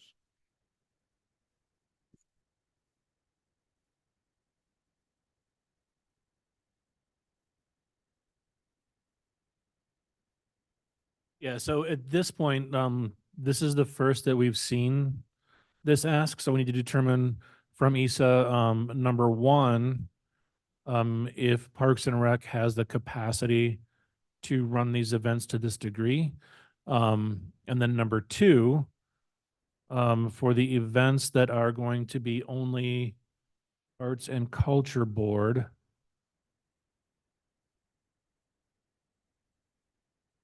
we would need to take a look at what resources will be needed for those, as far as staff resources, either Parks and Rec, Public Works, police and whatnot. Figure out what those costs would be. And then that is what we can present to the commission, saying from the arts and culture asks, this is what we have the capacity to do. This is what the cost would be for the additional that we don't have the capacity to do. And this is what the cost would be for the municipal services or whatever you want to call it. So the very next step is to sit down with, for me to sit down with Isa, and probably schedule a meeting with you as well to go over the asks so you can explain in more detail what you're looking for, and then we can make those decisions. I also think Ryan brought up a really good point. We've tripped over some calendar stuff in the past with some events that might have been more successful had they not been so jumbled up on top of each other. There's also the challenge of scheduling some things in the summer because of the heat and the rain. And, you know, it becomes an issue. Jazz Fest one year, I remember thinking I was going to die out there in that field, listening to the music, dancing to your singing. That needs to be considered here by ISA as well. Actually, In needs to conjunction with be- the arts board to I was make gonna sure say, it's all all of spaced them. out properly, or else we could end up kind of with budgeting for things that either can't happen, won't happen, or don't happen well. For me, and this is something I brought up, I even went to an art board, the art board meeting to discuss. I went with all the different boards. And I brought it to the commission at the time. Put in a calendar for everything. I mean, it's really on our calendar, tentative calendar, put a name of November. Doesn't have to be its exact date, but then so everybody else can see everybody else's sort of tentative opportunity. Yes. With this. No, Right. like when the asks come, you know, you can put tentative dates and then based on availability, based. least a on month. tag, based on that can just be defined, but Some things are very hard calendar dates. yeah. Just, Halloween, you know, like there's Yeah, stuff that, But some, they're very hard kind of things anyway. The village picks those dates. But then to even get events by month, you know, the Mango Bake Sale Fest happens in early June. Just Yeah. tentative, so they don't step over each other. just to so put some I think, context Chris, on- you weren't there at that time. I think Mario had left when we were discussing this calendar idea, but just a request for the boards to calendarize in one single space that is public and visible for all. It's just solving, I think, scheduling issues. Just to put some context on a quick count, that's 14 events we have slated for next year. That's a lot of event. That's a big ask of our staff and of our community. And to continue to add to that, we're going to start overlapping. Yeah.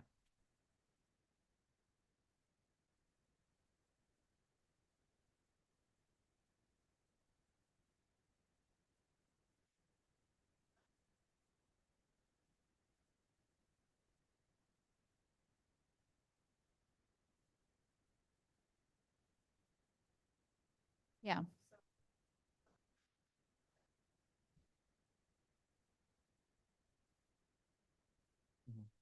Mm.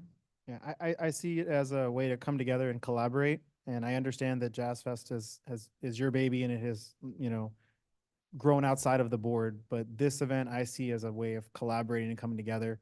And I think ultimately every board has a great opportunity to represent at each event because that's Yeah. how our residents learn about boards. If you have a foundation booth at an arts and culture event, Exactly. you spread the word about the foundation. If you have a Parks and Parkways booth at Jazz Fest, it spreads the word about the foundation, the boards, and it gets more involvement. I think it's a great opportunity to collaborate. And to take that one step further, and I made this hard request a couple years ago and it got shot down in a blaze of glory. I think the village itself, the commission should have a booth at every event because we as a group should be visible to people and be identified there. Look, we go to these things and we walk around and we meet and greet and we talk to people we know and we meet new people every time, right? But for people to go up to a booth and go, oh, the village is here, there are commissioners and the mayors here, and they get to engage, it just kind of makes it that much easier for them, as opposed to people coming up and saying, are you Mac? You know, I'm like, I am, you know, no, that happens all the time, but no, they don't. So I'm incognito with my new red hair. So at any rate, conversation for another day. So did we finish this page? I think we did. We had consensus. We're going to keep Youth Music Fest line item there, $0, and we're going to revisit it again. And we're asking for feedback. Okay, so And we're thank going to, you for putting all that together. That was very helpful. So much. And by the way, thank you for your service on the board for how many years? 3. And you did it through having another baby and everything. You've been a busy lady. So thank you for all that. So let's stay inside Parks and Rec and we'll jump back up to the top. And we're going to start off with code 12, full-time salaries.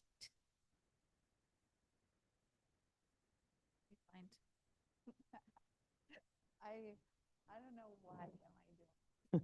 She's growing. It's just. Why? What happened? Gonna Papers. flip over. Oh, I put papers away. When it's done, they go in my briefcase behind me and I'm nice and neat. But it's Can't move it. embarrassing. Speed hump over here. No, you're good. That was mine. Don't touch. I actually covered your stuff. So Chris, I'm sure this salary increase, it's adopted as 63,000 and we're proposed to 75,000. I'm sure that was a salary survey as well, and that's the market rate right now for a Parks and Rec manager. This one we didn't actually do, we don't actually have a salary survey. I used that $75,000 figure based partially on the Public Works current salary to get parity between those two. Oh, okay. Am I seeing it right? It looks like it was put in the part-time line on my page. What was put in part-time line on your page? What you guys are talking about, I'm looking at an old version or a new version that has an error. Yeah, we had Talking about adopted code 12? fiscal 24 was 63,608 and proposed fiscal 25 was 75 Yeah, for 12 full-time salaries. I opened up a new one that has an error, it appears. Yeah. I'm looking I at the can one that's track on them. the agenda, so it's item, so we're all on the same thing. It's number 12. Yeah, Code- I code got 12. it. It's just mine shows 46,000. That's an 18% salary increase. And cost of living is 6. So it's triple COLA. Yeah, to me, that's a large increase over 1 year. I think we. So you're seeing adopted 63, that's correct, right? 63,608 Correct. and asking 75. Yeah. Yeah, so that would be Did the math on year to date, and it is correct. We are going to pay him out that amount. that would be an 18% increase, 19 I get. 19. So it's a big jump. Yeah, I think to me, a compromise to this, I could see we gave the clerk a 10%. I could see going to a 10%. It's I'm happy with that for us to get through tonight's conversation. I think we all agree that our salaries are low. Yeah. Yes. But we can't get up to even with the rest of the world in 1 year. So 10%, or yeah, 10% would be 70,000. 63,608 times 1.1, Within, it's 70,000. So change it to 70,000.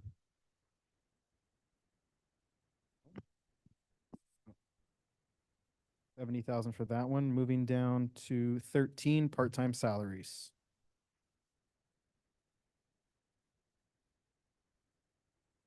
Chris, this is 3 employees and we're increasing by roughly $4,000. Yeah, this was just the standard 6% we put in for everything else. Can you let me know who are the 3 fall under here? I don't have names off the top of my head. So what are we paying part-time salaries to? Who are we paying them? Yeah, I don't have those names off the top of my head. I'd have to get that for you. It's the folks you see there when you go in the daytime. Sometimes with ISA, they're there on the weekends. I forget the gentleman's name who's typically there on Saturdays. Got it, yes, Yeah. that's what I was asking. Yeah. Do we, okay, so a question I would ask is just, I wanted to understand what the schedule is. So what time it opens? When do we have the part-times come in? Not that you have to answer that now, but I appreciate that. The part-times typically come in afternoon, evenings, and weekends. We do have some help, some mornings, depending on the programming, it's my understanding, but I can get you the rest of the information. so no change? It's an 8% increase and I'm fine with that. Yeah. I am as well. Okay, so these next couple ones, again, they're pretty standard. They're going to go up. They go up as the price increases. So if there's any questions on 21 or 22, please let me know. One momento. I have a question about, oh, I'm sorry. What item did you ask for questions on? At this point, I think you could skip down to whichever one you have a question. about. 23. 23. It's health insurance. Does this take into account what we already approved for Yes. this year. So this is. We have an actual that hard number projected out and an additional cushion for next year for next year. because of the timing. Or weird timing. Okay, We got that dialed in a little bit now. gotcha. And Chris, since we're talking health insurance, we didn't get any word back from Florida League of Cities. Florida League of Cities will not take us, group's too small. Too small. Workers' comp, Comp, just- same question. Florida League of Big Cities. Doubling, we don't know. why. Actually, so correct. What does normally that? fall under contract? Florida League of the Bigger Cities. Oh. Oh, I had a question on contract, number 34, contractual services. I know it's 0, but I was just wondering what would normally fall under that?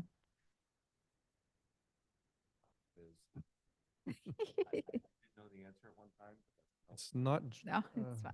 Remember, I mean, I he just used to curious. contract something. It was either some tree trimming or Okay, some sort of service that he outsourced. so out of It the, doesn't It's anymore, not obviously. It's- janitorial, it's not field. That's that, yeah, Something with the building, I thought. Was there some?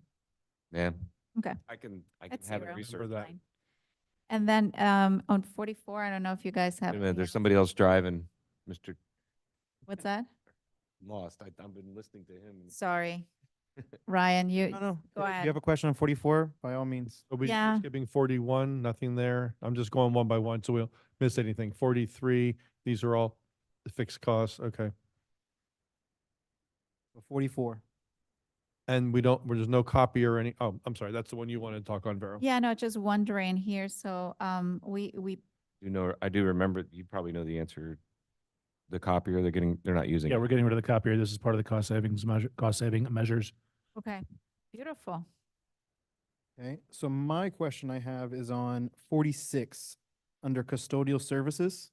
Mhm. There's also a line item in Parks and, or Public Works under 34 that says janitorial services covers the entire city. Yeah, I had a question. So You go first, Ryan. Which Yeah. one? 46. 46 custodial services, but then if you see Public Works Code Item 34, it covers janitorial services, and in that line item says that it covers City Hall, Yep. Public Works, Parks and Rec. So are we double paying for custodial services? Or is it being put in, is Different. being coded to two different places That's what I'm getting. incorrectly? Yeah, the coding on this is funky. We're not overpaying. We receive the same bill. They clean the police department, village hall, log cabin, public works, parks and rec. Is this custodial services you're talking This about? is, yeah, custodial services, janitorial. And so there is an underspend this year? Well, it's budgeted under Parks, Public Works. This is a coding issue, coding invoice issue. If you're looking at custodial services in Parks and Rec, as of the end of June, we've only spent 1,000. If you look at custodial services under Public Works, we are overspent by $10. I'd have to pull up the other two, but it's a coding issue between the different locations. It's a coding issue, but we're still budgeting But we're 7,000 right, for so why- next year on this line item. Yeah. Could we scratch that and just have it all under Public Works? And it's marked red as in don't touch. Let me get back to you on that. I want to do some more digging to make sure.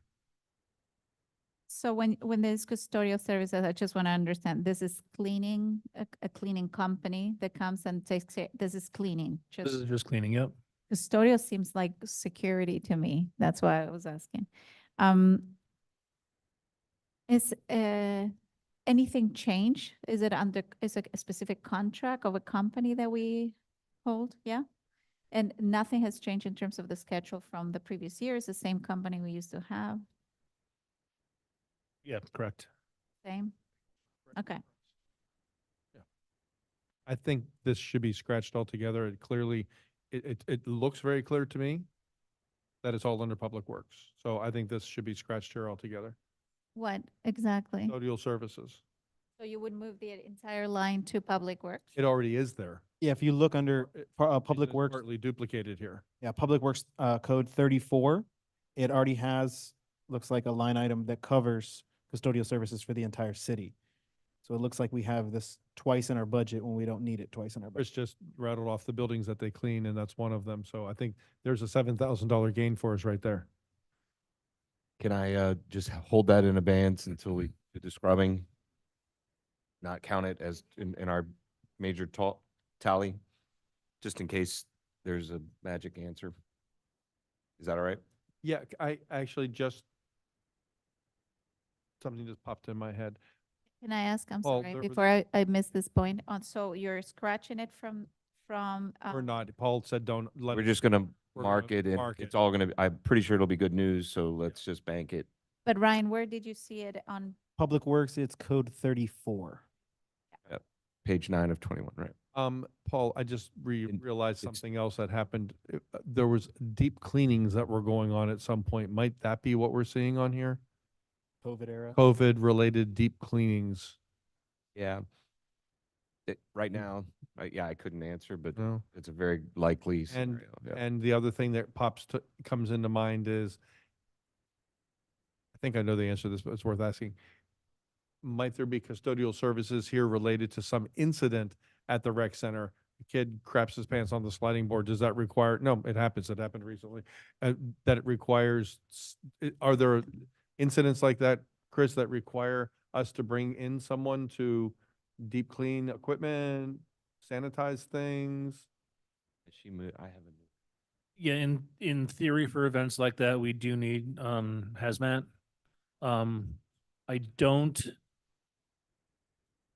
I don't recall that happening while I've been here. Whether or not it's been happening and not reported, I can't tell you. I wonder, Paul, when you do your deep dive into that 1,074, if maybe, to Ryan's point, it is being paid for all in Public Works properly, and this might be some incident-related kind of a thing that, given the nature of what happens at the rec center. That'll be interesting to find out. Okay. Agreed. Good question for Issa, what the protocol is that I happened. asked that recently, and I have an email that they can share with you about how that works. Yeah. Okay. Can we talk about item code 48, please? Of course. Farrell? I want to talk about 48. It's a joke. Don't even go there. Oh, boy, you got me. You got me good. Got me real good on that one. I just wanted to see her panic on her face. He does not want to talk about that again. We're back to 48. No, we're not. I'm kidding. It was a joke. Oh, Flip the page, turn the page, Wild to turn the get that- page, turn the page. We are done with 48. I have a question about 49 though. You as well. Mine is on holiday lighting. I bet yours is the same as mine, so take it away. Okay, so holiday lighting, I know we last year we budgeted $3,000. The consensus from the commission was to actually do more when it comes to holiday lighting. I will say, as a resident, I was excited. And what I saw, what we got for $3,000, I mean, it shows nothing spent, so I don't know if we actually spent that money, but we got for 3,000 didn't seem like much different than what we've done in the past. So I want to know, is there a plan that we're going to spend it this year? Is it outside the village's wishes? Yeah, it was spent. I'm not sure why it's not showing that we didn't spend anything. We had the banner and lights down on the sign. We had lights hanging all around the cabin. We had lights hanging all around Village Hall Police Department. We had the candy canes and trees out in front of the cabin. So that is what $3,000 got us. My other question is, did we throw away the lights or did we save them for this year? And is that going to be a recurring expense to buy more lights every year? Or are we going to add new lights every year? My question is. You know, is it going to expand? Yeah, we didn't throw anything away. We're keeping all the lights that we have and we can build to it. With that said, we're gonna have to buy new strings here and there because they're gonna go out just like they do at home. I keep my lights at home as Yeah. well. I don't spend 3,000 every year. Yeah. I could expand every year for 3,000 and Yep. continue. And that's, I like that idea of expanding. Yeah. I thought it was nice. I mean, I did see the difference. That's my I thought, perspective. yeah, I agree. Yeah. The things outside Village Hall gave me a big smile the first time I went in and saw them. I thought they were adorable. So, and Juan told me they were very affordable too. So, if we want to throw some more money at lighting to increase it, I don't know that we need to do $3,000 again. $3,000 took us a big jump ahead. If we want to put $1,000 in there and say, let's, do something at the rec center, light up the outside of the rec center somehow, because I don't think it got any treatment last year, did it, on the outside? that's why I missed it. I'm sorry? That's why I missed the decoration. Yeah. I was going to rec center more than Village Hall last year. It happened here at the cabin, but we had lights here at the cabin before. The Village Hall looked much more festive and the entrance light looked more festive. I'd be happy with $1,000 and say, let's try to make it the rec center this year. Gets a little more cheerful. Yeah. $1,000 is a lot of lights.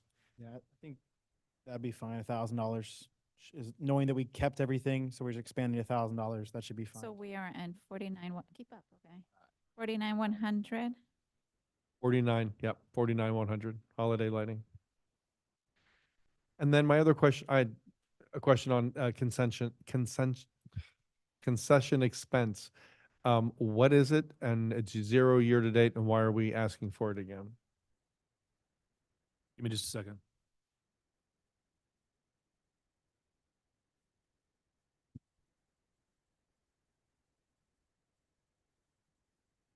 At one point in the past, the rec center used to sell candy, soda, Gatorade, things like that. That has not been done, I believe, since COVID is when all that shut down. This is just kind of a carryover. Since that time, we've been using vendors, so food trucks and things like that. 49,000. As far as I know, there isn't a plan to sell concessions at this point.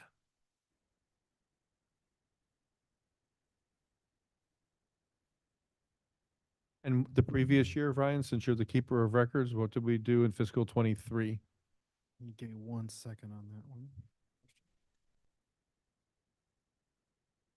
We budgeted the same, we spent nothing. I say we scratch this item altogether. I'm fine with that. But can I ask, so what was the intention again to have it for? What was the objective of the 500? This buys the supplies to sell candy bars and Gatorade during soccer or tennis or whatever events that they have there.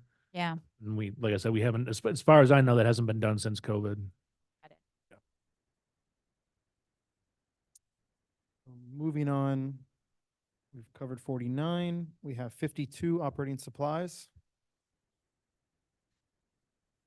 Question? They wear uniforms. Why is nothing spent year to date on them? I see them in, I think just tops, just like polo shirts, right? T-shirts.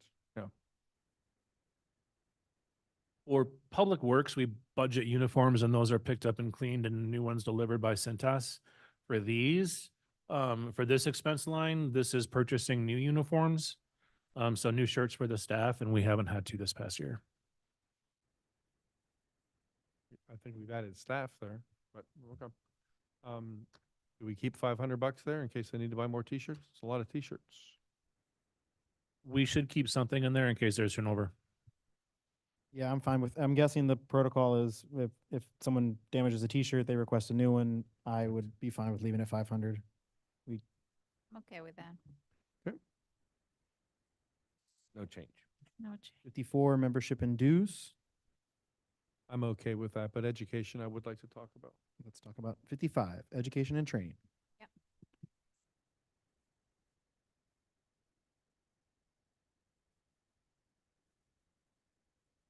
Thank you.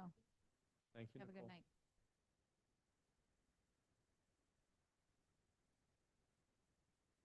Mac, you had something on education and training? Yeah, we budgeted $2,000 this current year and nothing has been spent. Do we anticipate anything being spent by the end of the year? Is this one of those things where he attends a conference that's every September or something? So can we have some insight on that? And what did the previous couple of years look like? This is an annual conference, and I think he's actually gone next week to it. And what would, this is 55. What did it look like? 55. So in 21, it was less than 1,000. In 22, it was 1,100. In 23, it was 2,000. Is it the same conference he goes to every year? I'm sorry? Yeah. And we budgeted what? 2,000? Okay. Where are you looking at the 23? Looking at this. On the summary page on the front, it shows the Got it. previous year amounts, but you can only see that for an object code in total. You Total. can't see it for things. That's why my request was Yeah. this. broken down in the same numbering system. You just run out of room if you tried to do too many years on the worksheets to reflect. So it wouldn't be wider, it would be longer. If underneath, let's say, under special events, there are 18 events, I follow you. 4,800 would be 48,001, 48,002, and indent them and show them so we can look on this is very helpful. Mhm. But it's only helpful for an entire object code, and I in got this you. case, an object code is one single item, so then it is helpful. Otherwise, it's not helpful at all. And we don't, and then we have no, that's why I keep saying, what about previous years? What about previous years? So in education and training, we had 1 year for, it was actual 2023, there was almost a 2,000, right? So I guess that's right. I don't know if you had a specific question on this one, Mac? I wanted to know if he was going to something here between now and the end of the fiscal year. Yeah. And he is.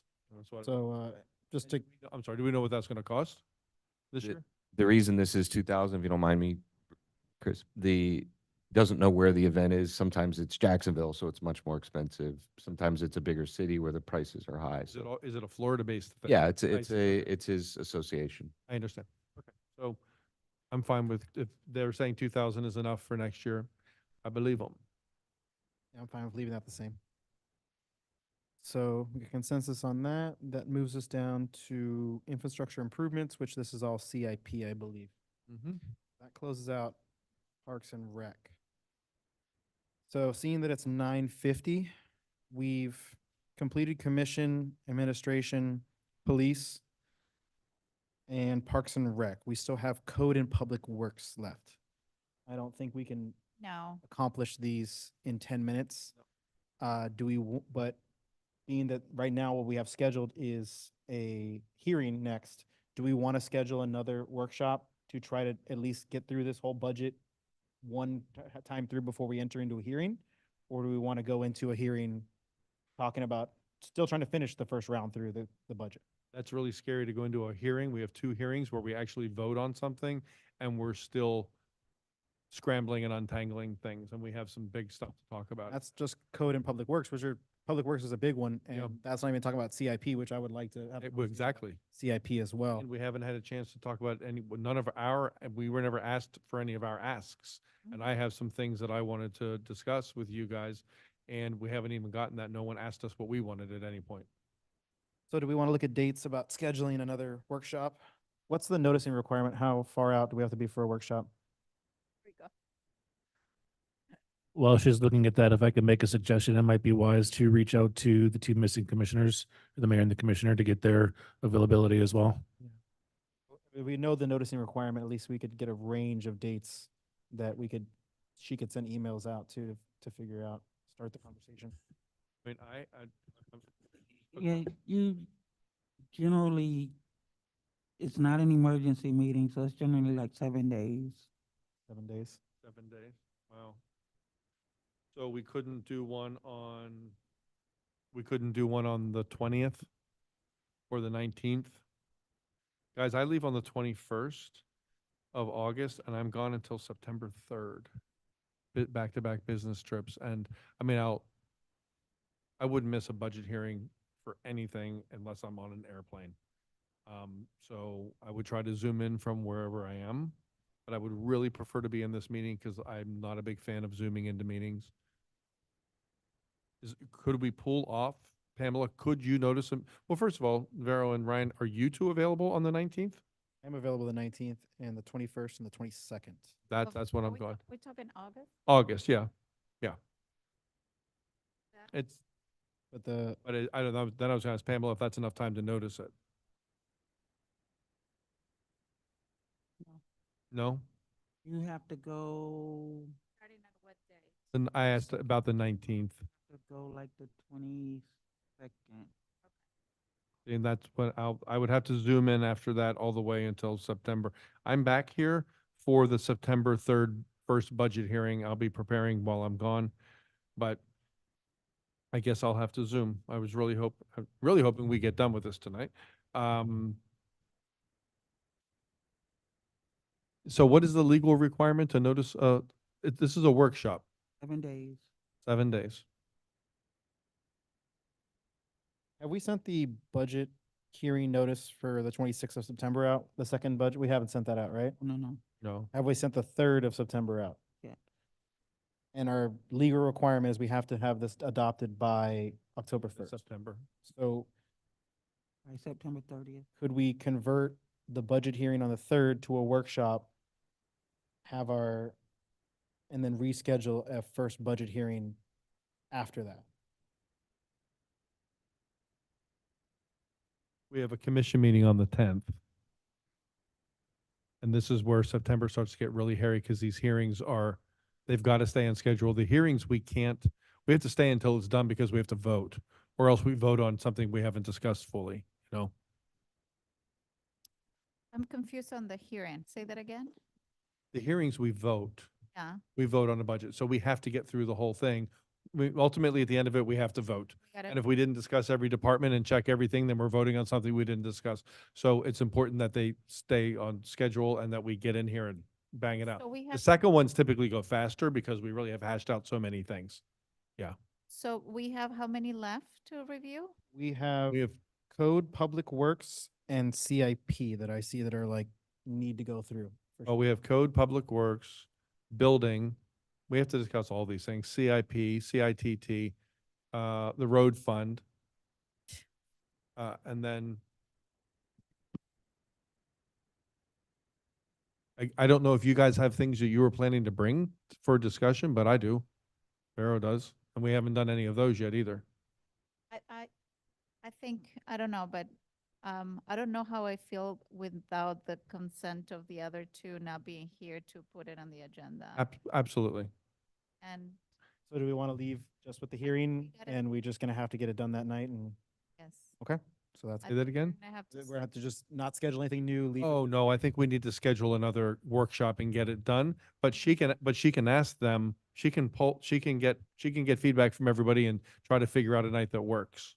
Look, if it can't be before I leave on my trip, so no matter when we would do it in August, I'll be zooming in unless I'm on an airplane. So we can't, I don't want to go into a week. I'm not gonna be here next week. And then in September, it's already tight because I'm also 2 weeks out. So I am tight for coming to another budget and we still have a lot to do. So it's almost feels like we're now gonna have a second revision of everything. Right? we haven't clean done, up the we haven't had a numbers. first conversation. That's what I'm saying. Yeah. So you're out all next week. Do you have the ability to zoom in while you're gone? No, No. So the week of the 19th, you're out. I'm out. About the week of the 26th. That one, let me check. I'm in central time zone. It's only an hour difference. Don't forget, the earliest you could do it would be the 22nd. Yeah, so the week of the 19th, she can't zoom in anyway. The week of the 26th in the evenings, I could do the 28th, the 29th. I could do the 28th. I could do the 29th. I'm good the 28th or the 30th. I cannot do the 29th. Okay. And I could do the 30th as well. I'd rather not. It's Friday night of Labor Day weekend and I'm going to be on Just giving vacation. options. Okay. Okay. So it sounds like Wednesday, the 28th would work for all three of us. I'll just let you know that I would be zooming in. But Vero, you'd be here in person. Yeah. Ryan, you'd be here in person. Person. And if one of those guys could be here we don't need a quorum. But if they could be here and if everyone can't, look, they missed tonight and we plowed through a lot of stuff. People miss meetings. Yeah, no, I'm They're sick, they're traveling, they're whatever. But I think we should schedule one for the 28th and have Pamela let them know that we're doing that. And if they can come, they can come.